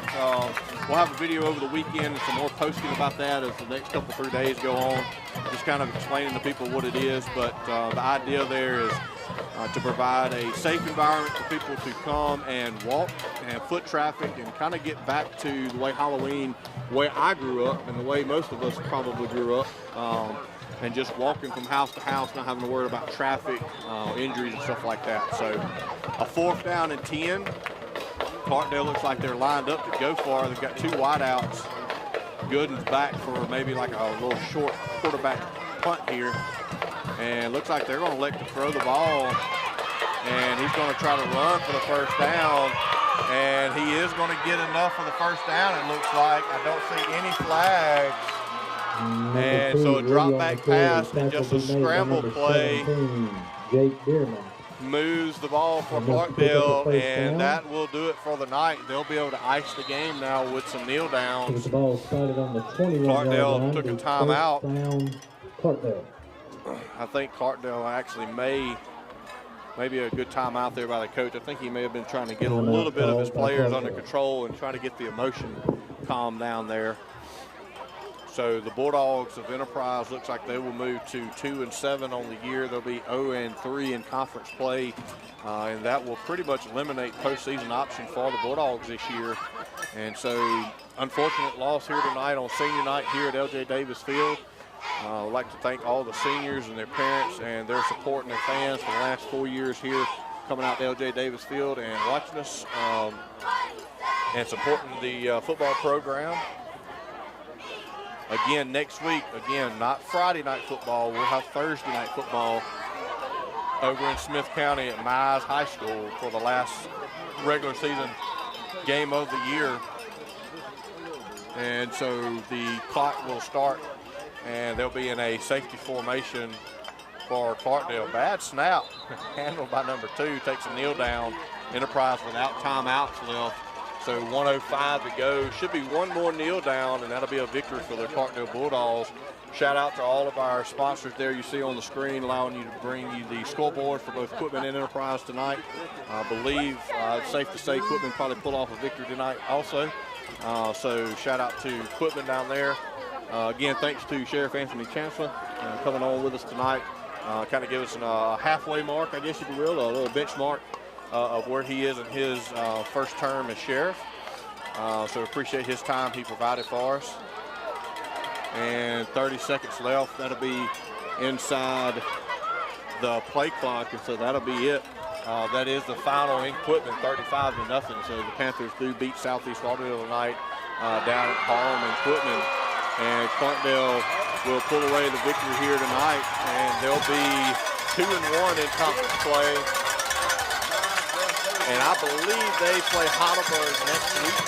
And not sure if that's at Clarkdale or at Heidelberg, so a big matchup next week as well. Enterprise 14. Remind all students of so again, an unfortunate loss here tonight on senior night. Bulldogs one more game to go. Again, Thursday night football next week, not Friday. And then Friday night we'll have Halloween here in town at Enterprise with a lot of walking traffic and a lot of safety precaution and measures taking place between the fire department and the police department here in town to allow everybody. So if you know somebody that's got some family, out and about, or you got some people in out of county that want somewhere safe that they can come and walk and not have to worry about vehicles and safety, and they can just get on foot and walk and enjoy the Halloween night. Invite them down to Enterprise. We'll be 5 to 8 next week, 5 p.m. Those roads will get shut down. And we'll have more on the people that live on those roads. I'll provide you that at some point during the weekend. Look for our Hot Topics post there with a video and some information on how you can get in and out. Obviously, we're not going to keep you from your home, and so we'll have more on that. But good game tonight. Really, this is probably a lot closer than the score turned out to be honest with you, with Enterprise inside the 5 and the 10 twice with turnovers. Really a battle of turnovers, honestly. The defensive Bulldogs really turned things on and turned it around in the second quarter and held Clarkdale at bay. But at the end of the day, Clarkdale with their 4th win in a row at the Thrill on the River. And so Enterprise will look to go to Clarkdale next year and travel north to get that victory to break that losing streak for Clarkdale. Shout out again to all our sponsors, all of our quarter sponsors. We got a touchdown in both halves tonight, so shout out to Absolute Technologies and Archista Finance LLC. And we'll sign off here tonight, and again, we'll try to be with you, should hopefully maybe be with you on Facebook and YouTube on Thursday night, coming from the Miles High School. And everybody be safe this weekend, and good night.